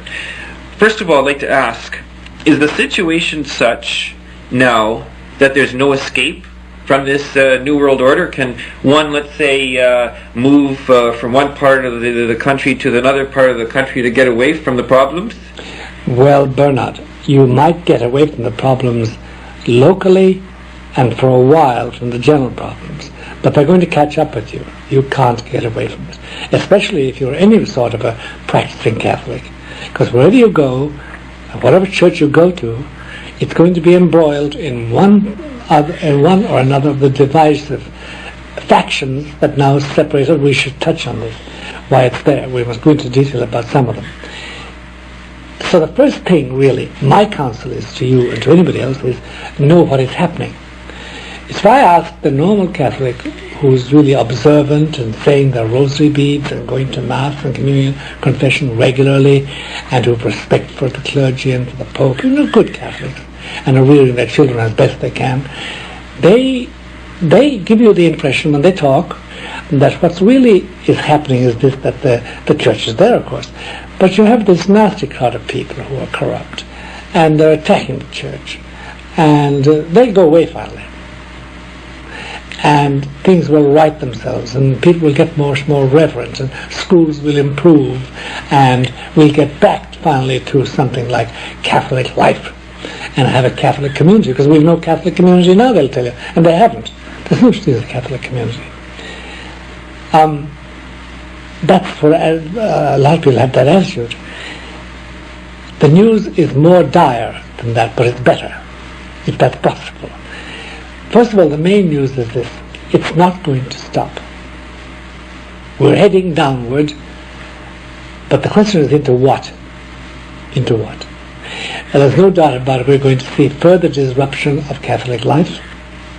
We're going to see new manifestations of Catholic vigor in a minor way in isolated communities.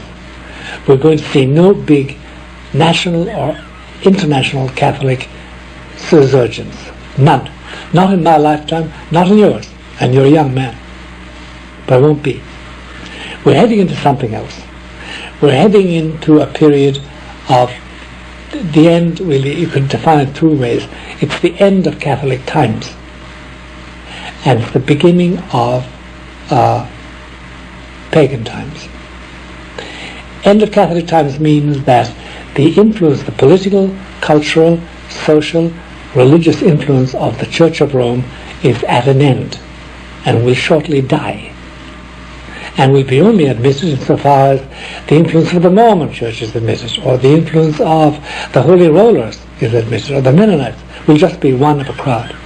Our prestige and our influence is on the way and is going out, and we're shortly going to be reduced in diplomatic power, because as you know, at the present moment the Pope has 117 embassies on Vatican Hill, 117, and he has 80 of his own representatives in 80 countries.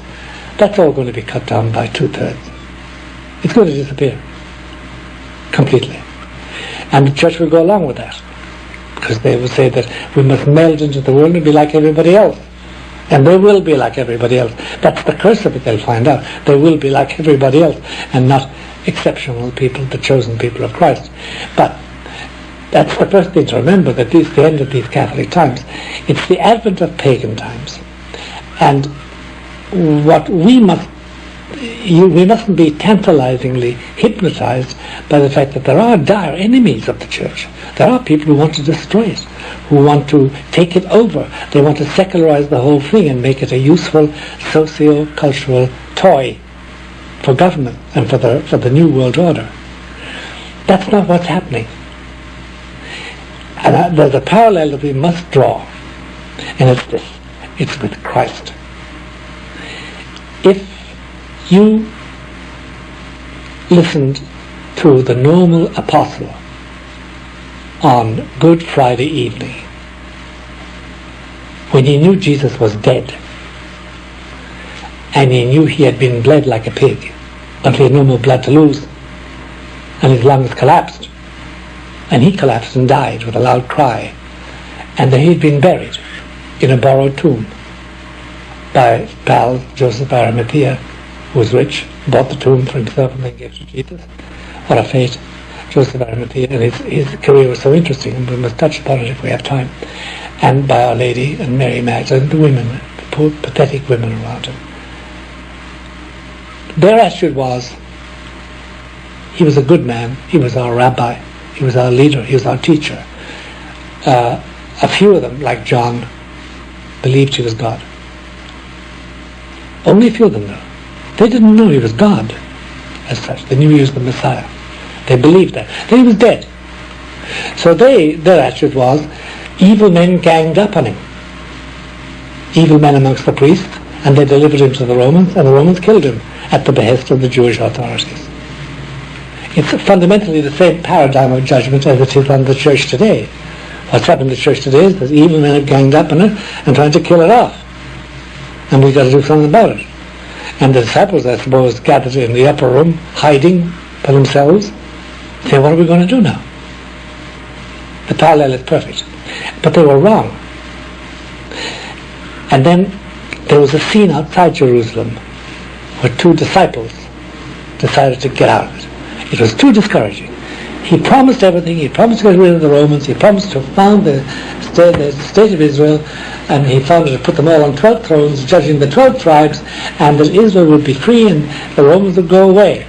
And their exile and their misery and their pain and their taxation by foreign, the ugly Romans would be all over.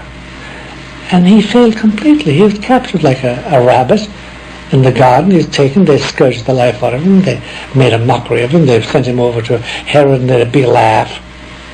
And they dressed him in a white robe, the white cloth of a madman, and brought him back to Pilate, who said, well, what do you want to do with him? They said, we'll crucify him. Yeah, crucify him. Useless bit of humanity. Why bother about them? And they were going over all this, and they met this stranger walking with them towards the village where they were going for refuge, Emmaus. And they probably had girlfriends in Emmaus or something, relatives. They wanted to get away from Jerusalem. And he was happy. And they said, now what's up with you? He said, well, what's up with you? Why have you got these long faces? And so they said, well, let's talk about this Jesus of Nazareth, a man mighty in power and act. And we thought he was the Messiah. We thought he was going to liberate Israel and chase away the foreigners and make us free again and give us our temple back and give us our... And he said, and they said, he's dead. He's dead, buried. He's been bled like a pig. He's dead. It's all over. And he said to them, have you ever read Moses? I said, yeah, we read the cycle of the year. We read in the synagogue. And you read Isaiah, and you've read Jeremiah, and you've read Ezekiel. You've read them all, haven't you? Well, what do they say about the Messiah? And he went through, one by one, David included the Psalms, and Isaiah, the suffering servant, and Jeremiah about being crucified, and Malachi, the prophet Malachi, went through them all and said, isn't it quite clear that the Messiah had to die? He had to suffer. He had to be disgraced. He had to be put in the tomb, not his. They had to count his bones. They had to pierce his side with a lance. And they had to laugh at him as useless and condemn him. And they said, yeah, that's true. Some they didn't know what to think, so he said he pretended to go on. And they said, well, why don't you come have a glass of wine, a bit of bread, because the sun is setting and you can't walk much more, it'll be dark. So he did, and in the breaking of bread, the category asked was Jesus. The phrase he used, though, was the important one. It was necessary. The word doesn't mean necessary. It behooved him. It was fitting that he so die. Now, do you remember when Jesus took Andrew and James, Andrew, John and Peter to the mountain of the Transfiguration table, and there in front of them he was transfigured, his raiment, his clothes became white as snow, and he was talking with Moses and Elias. And when they were coming down, they saw all that, and then they felt they were completely overborne by this. They went into a sort of a coma, and they woke up and he was stirring them and saying, "Wake up, it's all over." And coming down, he said, "No, you tell nobody about this. We're going to Jerusalem, and the high priests and the rulers are going to crucify me." And Peter said, "Crucify you? No, you don't. We've just been talking with God and Moses and Elias, and you want us to think come on." And he said, "You're a devil, Peter. You don't understand the things of man, of God. You're thinking like a man." He used the same phrase as Luke uses in talking about the disciples going to the village of Emmaus. He said, "It behooves me to be crucified. I must be in order to achieve my work. And then I will rule." Similarly with the church. So the crisis that we're undergoing today is all part of God's plan. That's right. It behooves us to go under. It behooves us to lose the organization. It is fitting that we go underground. It is fitting that we become laughable and marginalized. It is fitting that we become just hewers of wood and drawers of water. And we'll understand all why when we go to our judgments then. That's right. Not until then. No more than the disciples did, the Emmaus disciples did. And they, of course, could run back to Jerusalem and say, "Hey, we just saw him. Forget it. We've seen him too. He's been talking to Magdalene and talking to his mother and talking to everybody else." They had the risen Christ. We still have the risen Christ, but it's in the invisible, behind the veils of the Blessed Sacrament. The point I'm making about the condition of the church is that we can't look on it merely as the evil men have succeeded. They've really eviscerated the church. They've succeeded in overthrowing. No, they haven't. They fit into a divine plan. It behooves the church to be humiliated. And the organization we're talking about all the time, never talking about the mystical body, or the souls in purgatory, or the souls in heaven, or the souls on earth. We're talking about the organization. It no longer serves Christ's purpose. Apparently he's liquidating it without a scruple. He's allowed it to go under in France, in Italy, in Spain, in America, in Canada, in Ireland. He's allowed it to go Belgium, Holland, Austria. Where has it not gone under? It's gone under everywhere. He allowed that. So what's happening to the church, the destruction of the church, the failure, the treachery of priests and of bishops, the failure of popes, he knows all that and allows it to happen. He collaborates with it.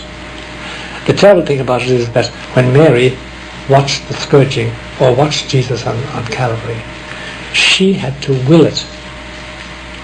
She didn't stand there and say, "Oh, those awful men. Oh, those awful men. How dare they do that?"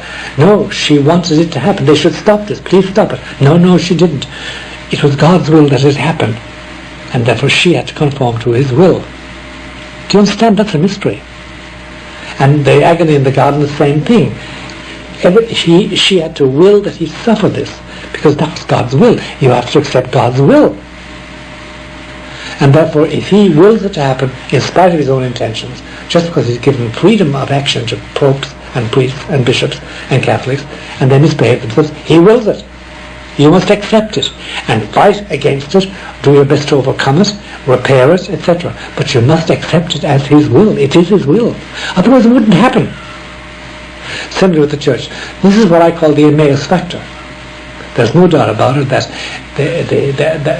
the idea that we must suffer, the Messiah has to be crucified, has to die and be buried and covered with obloquy and disgraced and ruined in his reputation with the Jewish people of that time, and be humiliated as a felon and die with criminals. That is contrary to everything human, contrary to all our wishes. And by the way, let me say a word about it to bring home the horror of it all. We have descriptions of crucifixions in Roman literature.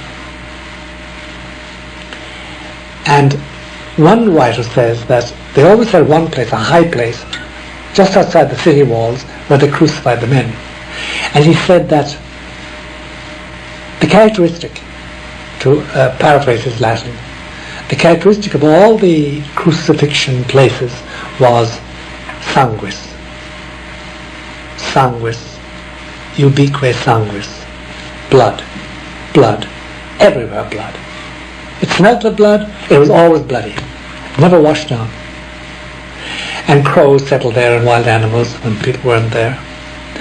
And Jesus was crucified between two men. The curses, the smells, the groans, the pains, the laughter of the soldiers who had great fun with the whole thing was gruesome. It was a dreadful way to die. A dreadful way to die, and in pain, every part of your body paining at the same time, and it's horrible. There was blood everywhere. His blood was all over the legionaries that crucified him, because you know the way they crucified you was that you carried your cross, which was a crossbeam, and you were thrown on the ground. Your hands were nailed to that, while one legionary sat on your belly to quiet you. One sat in your feet, one sat in your chest, and one sat in the other hand while they nailed this hand. Then he transferred over and nailed the other hand. Then they lifted you up, nailed to the crossbeam, and they dropped it into the socket of this upright which was there permanently. Then they nailed your feet one by one. I mean, everything was covered with blood. It was the blood of Jesus this time. But it was sanguis, ubique sanguis. Blood, blood, everywhere blood. And the smell of it. And then all the prisoners defecated and urinated the moment they were hanging on the cross. They had no control at all. They vomited and retched. And then the soldiers were casting lots and sitting down and watching. The Bible says that they sat down and they watched Jesus. Eterun afton is the Greek. They watched him like you watch an animal. That's how he died. You must hold that God willed all that. You must hold that he willed all that. Similarly with the church. The sufferings we're going through, and the pain and the humiliation and the disruption and the disgrace and the irreverence and the blasphemy and the violation of all our rules, marriage rules and baptismal rules and communion rules and rules for children and rules for chastity, all that is willed by God. He's permissively allowing that, and we must accept it, because thus we enter into our glory. What does that teach us? It teaches this, that Christ has no further use for this organization. And he's not sending an earthquake to wipe out the whole thing. No, he's letting it liquidate itself. It's corrupt, and it's liquidating itself. What will come out of it? Oh, something I won't see. I doubt if you'll see it either, Bernard. You're too old. The new organization, such as we don't know what it's going to be like. We do not know what it's going to be like. But he will create it, whole cloth. And a new race will take over, who will not be blighted like our race, with our sins. So it seems what's happening is much like the crucifixion and resurrection then of our Lord. That's right. And then remember what happened. After Pentecost, the church went literally underground until the year 312. That was over 200 years later. God creates a little acorn and he spends 80 years making it into a huge oak tree. He is a person of infinite patience. And it doesn't matter how impatient we are, he's going to wait. Now, could it be then that the fact that the church is being liquidated is a means of sowing the seeds for a revival or resurrection through perhaps the underground church? Yeah, no doubt about it at all. In the meantime, what should be done will not be done. But what should be done is this. The Vatican Council has at least 5 documents that contradict tradition. So there's problems right in the documents of Vatican II. Yep. It says that you are free to be wrong. I'm sorry, the church has always condemned that. You have no liberty. Error has no rights. So you have no right to be wrong. And I will not defend your right to be wrong. You have no right to be wrong. Number 1. Number 2, the church has always said that marriage, the purpose of marriage, is uniquely the procreation of children. Secondarily, it is mutual help. But only secondarily. Now, it's different. It's the mutual love of the parents and the procreation of children. That's against Catholic doctrine. De fide doctrine. Thirdly, the church has always said the Pope only has universal jurisdiction over everybody. He is as much powerful in this small little diocese in the pampas of Argentina as he is in New York. Vatican Council says no. The bishops share his universal jurisdiction. I'm sorry, that's against church doctrine. And you can go through documents like that and show that tradition is contradicted by the Vatican Doctrine and Council. Now a Pope, what John Paul II should have done, if I can give you a should have done for this Pope, he should have sat down and reconciled those with tradition and said, this is how we must understand it, because this is what tradition has always said. He didn't. Neither did Paul VI. They're both at fault. And later theologians and the church they never say a Pope is wrong, but they will correct it. They will correct it, because that's the way doctrine goes. It's corrected by a later generation when it's false. The emeritus factor then is this belief that what is happening in the church is the hand of purifying the organization, purifying the church, purifying the visible house that houses Catholicism while preparing for a better day. That is complicated slightly by the fact that we have the testimony of Our Lady in apparitions that are, in appearances of Our Lady that are approved of by the Church, which suggest awfully strongly, in fact you can't contradict it really if you're truthful, that there's going to be a visitation, a heavenly visitation of mankind by God in punishment of mankind's sins. I don't see how anybody can get away with that unless he wants, like John the 23rd, to deny the validity of any of these. So we're perhaps in an Old Testament situation, let's say, like before the flood at the time of Noah, where God is going to impose some type of punishment on mankind. That's right. That's right. Because the people had grown wicked. That's right, and this is God's way of doing it. And it's not simply a flood, it's not simply a disease or a plague, it's something far worse. And it's very hard to get away from that conclusion unless you're a total cynic and you don't accept any approved appearance of Our Lady, appearances approved by the Church. If you do, that's fine, but you may have a rude surprise someday. And I don't think you can do that. You can't get away with that. So I think that the Queen of Heaven has quite manifestly warned us that in our lifetimes, that is within this span of decades, there's going to be trouble. And I think there is. Now, we have alluded to it in our conversations up till now, and actually there was in Windswept House a proposal for an underground church by Ceci. What role does this underground church play? It plays this role. It provides for a limited number of people a valid Mass and valid sacraments. That's very important. But it's only for a certain limited number of people, because the ministers, the priests and bishops in the underground church are few. The numbers are huge on one side and small on the other side. So from the point of view of numerical significance, none, whatever. But there is this constant thing which is bugging, if I use that awful word, which is bothering the conciliarist church, the normal bishops, that they're attracting more and more people when they can't attract people. And they're attracting vocations to their seminaries when the bishops can't get vocations. Now, of course, we know that some bishops don't want vocations. They're discouraging vocations because they don't want priests any longer. But those are the apostates. That's their function for Satan and for Lucifer, is to discourage priesthood. Now, what's going to happen? What's going to happen is that the church is going to be marginalized more and more.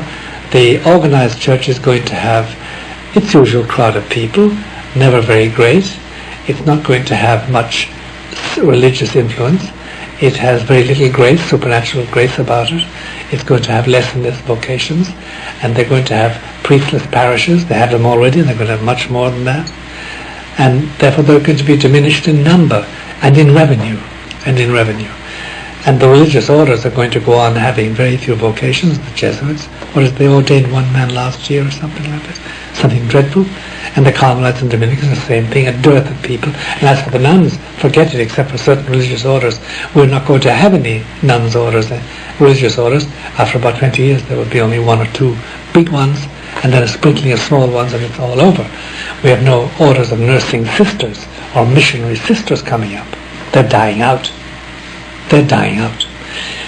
So time will tell, but I think the big factor, Bernard, is what happens in the skies.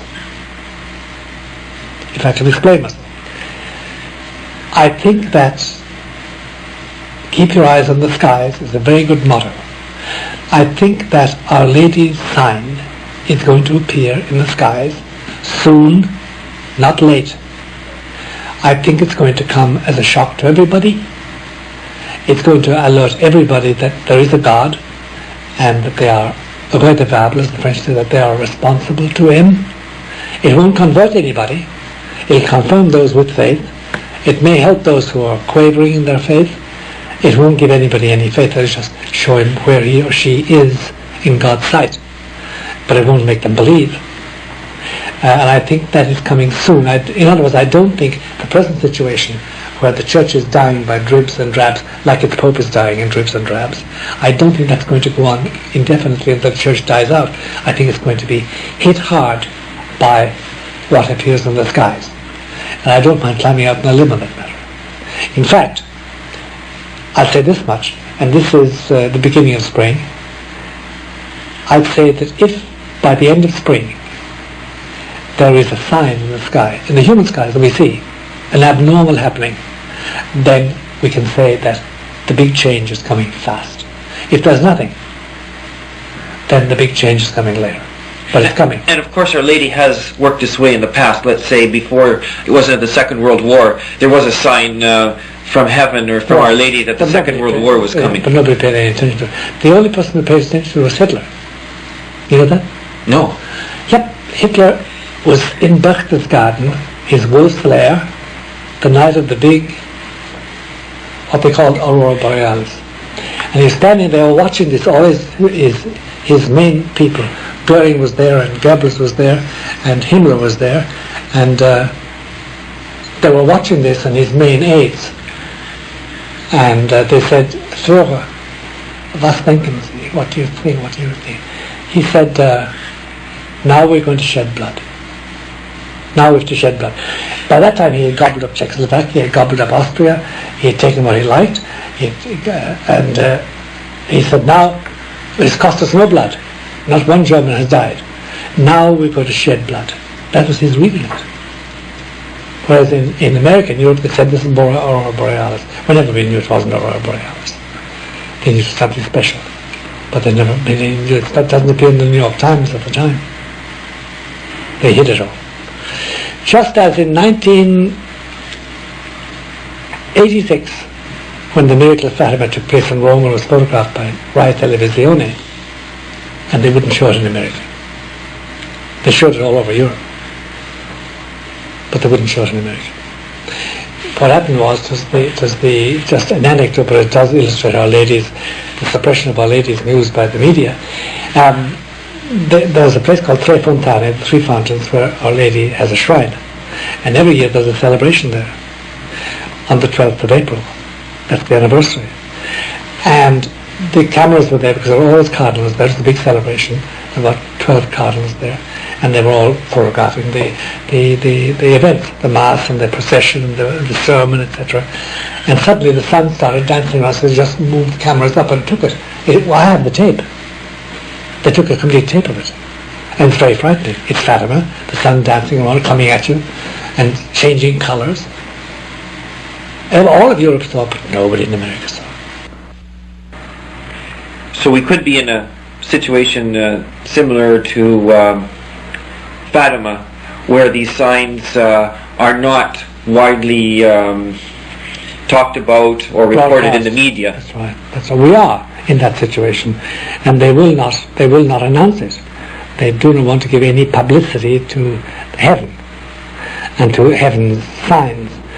But you see, when there will be a sign which they can't neglect, because everybody will see it no matter where they are. Be in Kathmandu, Nepal, or be on the top of Mount Everest, or be in the Gobi Desert, or on the Great Reef, or in the Pampas, or in Chile, or in Alaska. No matter where you are, you're going to see this sign. You will see it. It will appeal to you directly, personally. That's the terrible thing that's going to come. And then the effect that's going to be big. Now, my belief, and I don't see how anybody can get away from it unless we're all crazy and things are all upside down, and that is coming very soon. Soon? When is it? I don't know. I've given my measurement. If there's a sign in the sky, not the Hale Bop either, but if there's a sign in the sky before the end of our spring, before the end of May, then it's coming soon. Otherwise it's going to be later. The example you gave from scriptures involved recognition of our Lord, and how those two disciples failed to recognize him. Yes. Faithful Catholics today have to deal with the problem of recognition. How do they recognize, how does a faithful Catholic recognize if the parish that one's in is still Catholic?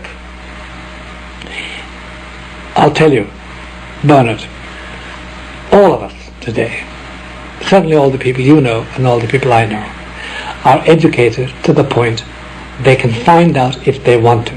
If the parish priest says that now it's not necessary to go to Mass and Communion once a year, you can find that out very simply. If he makes any statement about doctrine that sounds funny and different from what you were taught, you can find out. There are people to ask and books to read and places to write to and places to phone. You can always find out. The difference between us and our fathers, the people who went before us, is that they hadn't got to do that. They had reliable priests. We haven't. We now are faced with the dilemma that we don't know. And when you're faced with a hierarchy as you have in Canada and in America that tolerated sex ed in the schools, you know you can't trust them. Whatever you do, don't trust a thing they say. Test it always, find out.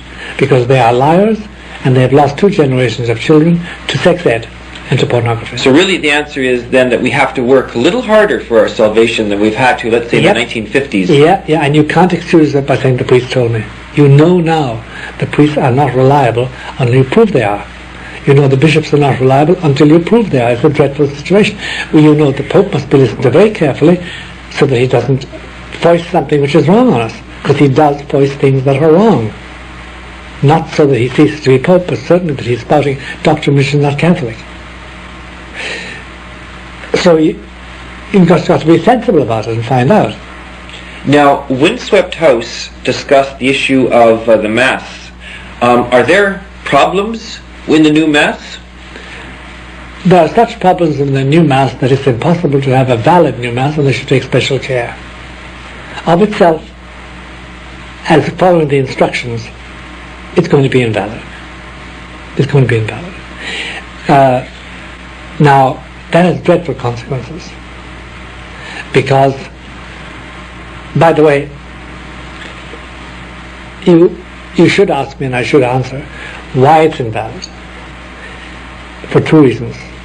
It can be invalid on account of the rite itself, R-I-T-E, the ceremony you used. It can be wrong, it can be invalid because of the intention. Suppose I'm a seminarian and I'm going to a certain seminary, and the priest, the teacher who teaches me sacramentology about sacraments, never teaches me that's the body and blood of Jesus. He doesn't believe in transubstantiation. He believes in something called transsignification. That is, that somehow or other the bread and the wine come to signify the presence of Christ, but they're not the body of Christ. Because remember that as Catholics we've got to believe this bread is now the flesh of Jesus, and this wine is now the blood of Jesus. So for validity, the priest has to have the right intention. Well, how can he have the right intention if he doesn't know the doctrine? That's my point. Suppose he's not taught the doctrine. He's taught the very opposite, a heresy. He doesn't believe that. He hasn't got the intention of confecting the sacraments so the body and blood are present. Therefore he hasn't got the intention. Therefore he's not doing that. He must know. I mean, how can you have the intention without knowing? You can't. It's not merely a right, it's your intention that counts. It's your intention that counts. For instance, if I'm a mother, and I'm dying, and I have a baby just born, and I have no Christian near me, I only have a pagan woman who's a good woman, and is my servant.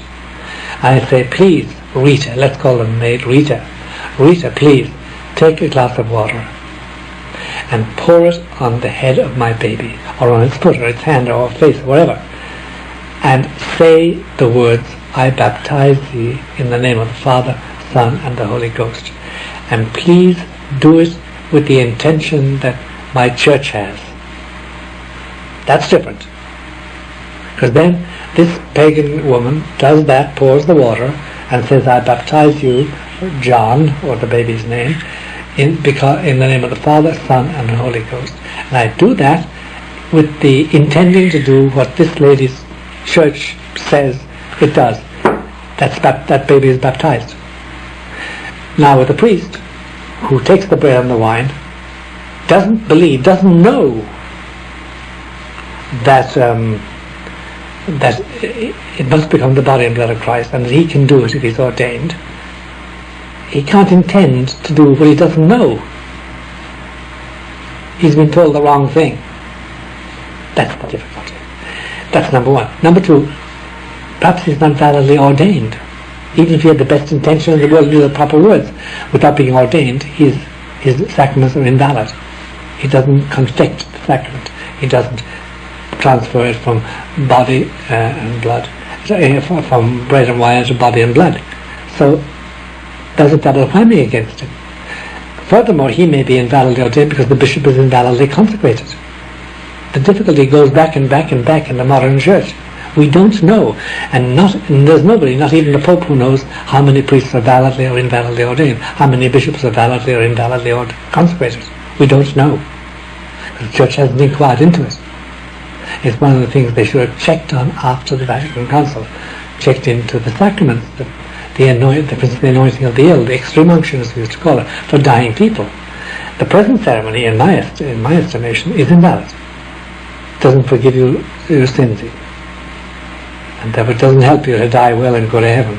You go to purgatory or wherever you're destined to go. So the difficulty then is with the new Mass and the new sacraments is that they are of dubious validity, which brings you back then to the whole subject of the underground church, that for valid sacraments then you'd have to make use of it. That's why people do, and people call me up and ask me, Father, I've only got the past 10 people near here, can I go to their Mass? Can I go to confession to them?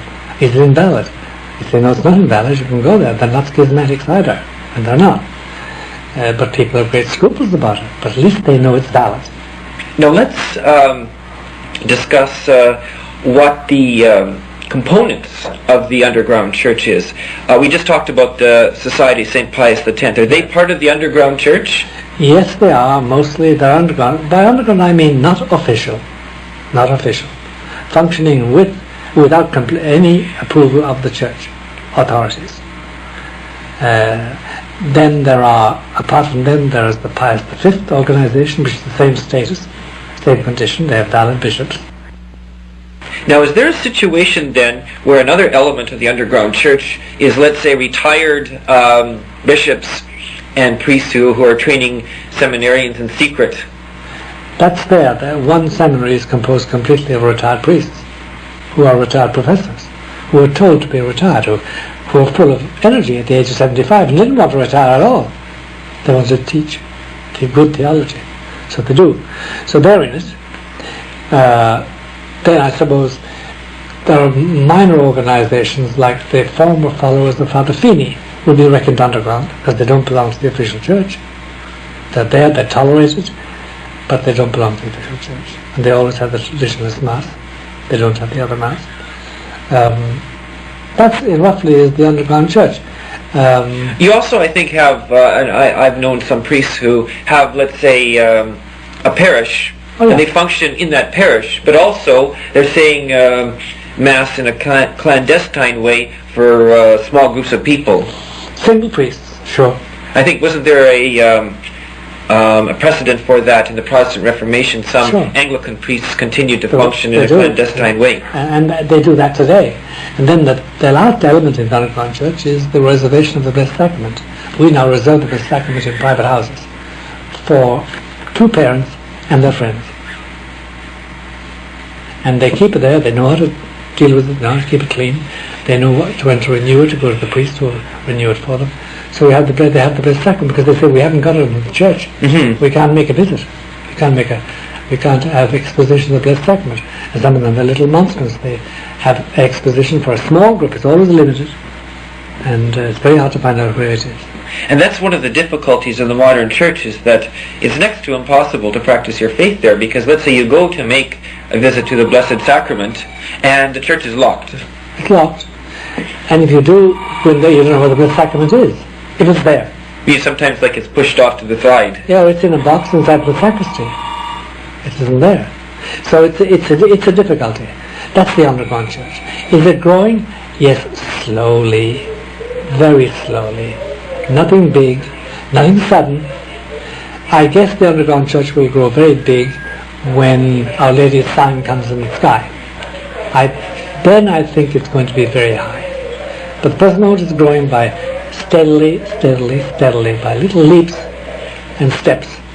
And if the bishops of this country alone, forget Canada, knew how influential the underground church was, they'd get very upset. They get very, very upset. So, perhaps though, God is keeping the underground church small for reasons maybe that we don't understand, just like in, let's say, the Old Testament, a remnant has kept the faith during difficult times. That's right. Yeah, I think so. But anyway, you see, Bernard, the belief of the Catholic Church has always been, until the present moment, that the number of the saved is a minority. Not a majority, a minority. Now you go and tell the normal priest today that, or tell the local bishop that, and they'll spit at you. Because that's very unpopular doctrine today. But didn't our Lord himself say that? Well, yes, but our Lord said a lot of things, but now the church knows better. This is the argument anyway. None of the majority would say that. The majority would say that the majority of believers, the majority of people are saved. The present Pope would say that every man at his conception is saved. He will say that. He gets grace at his conception. That becomes very, very difficult. For me, anyway. All that will be corrected in time. In the meantime, we have to go through this mess, this ambiguity. And for instance, let's take the Roman Catholic Catechism, the New Catechism.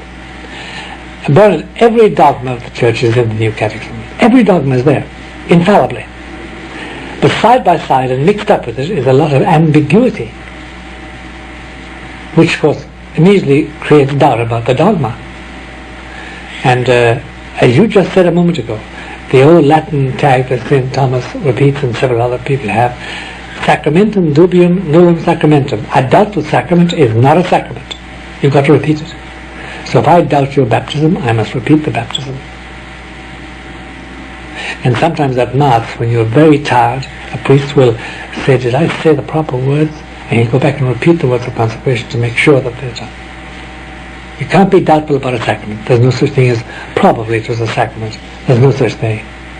Now here is, let's say, another situation that faithful Catholics have to deal with. In the past, heretics were usually fairly honest about their heresy. That's right. They would just say, well, we believe this and the Church believes that. That's right. Today it seems to be more complicated. They don't actually say we're contradicting what is done in the past. No, they don't. They say we have another opinion in the Church today, and I partake of that opinion.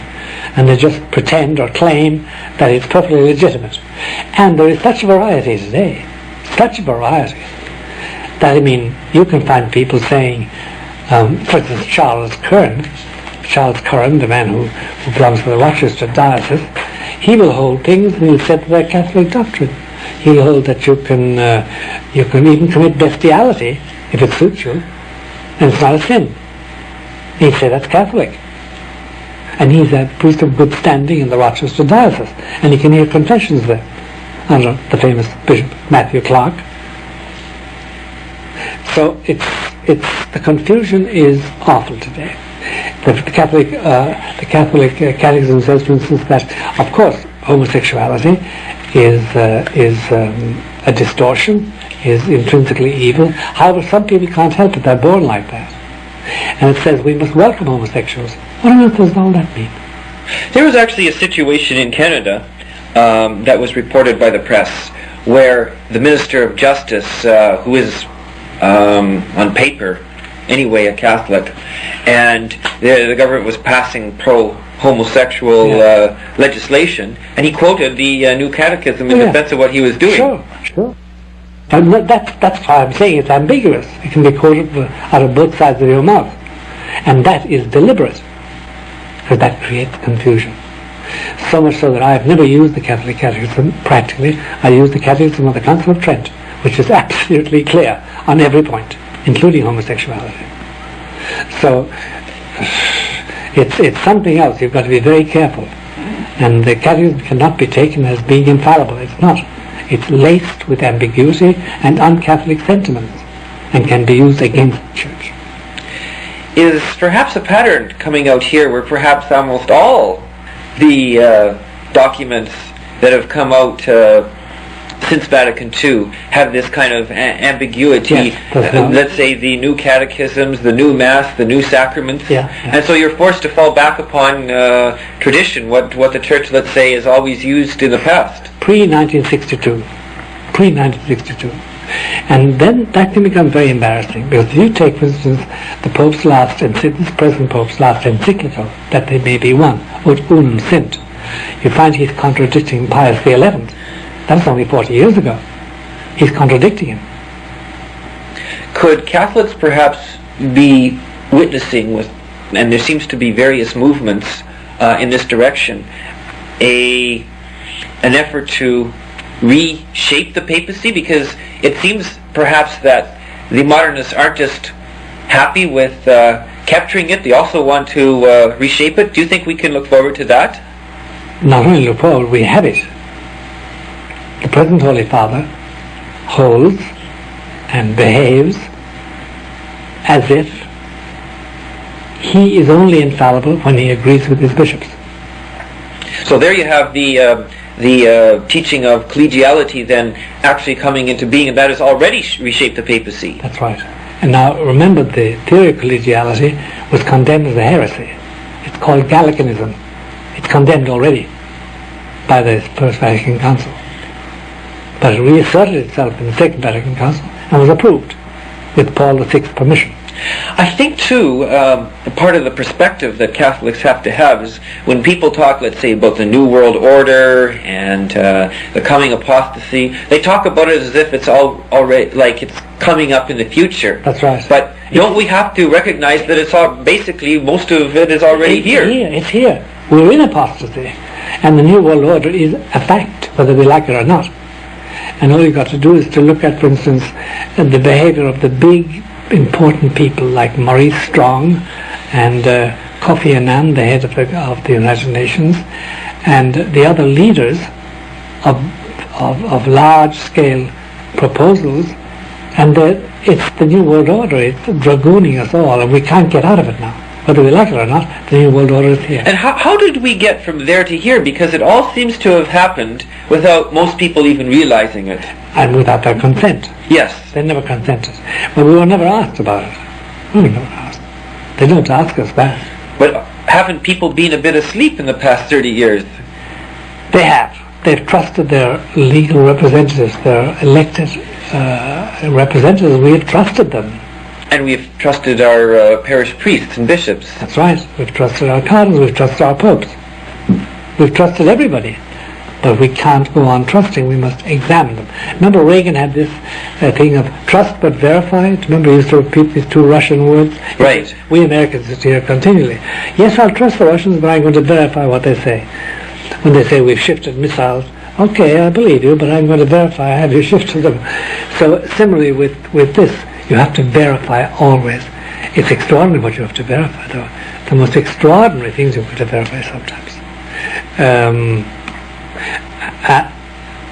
Because something can be put on you without you knowing it.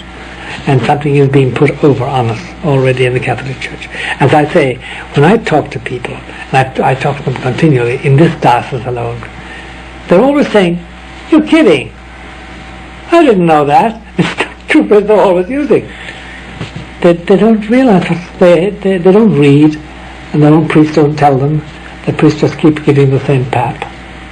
And they're only talking to somebody like me or some writer or some theologian standing up on his own. They suddenly realise there's a big change taking place, and they weren't told about it.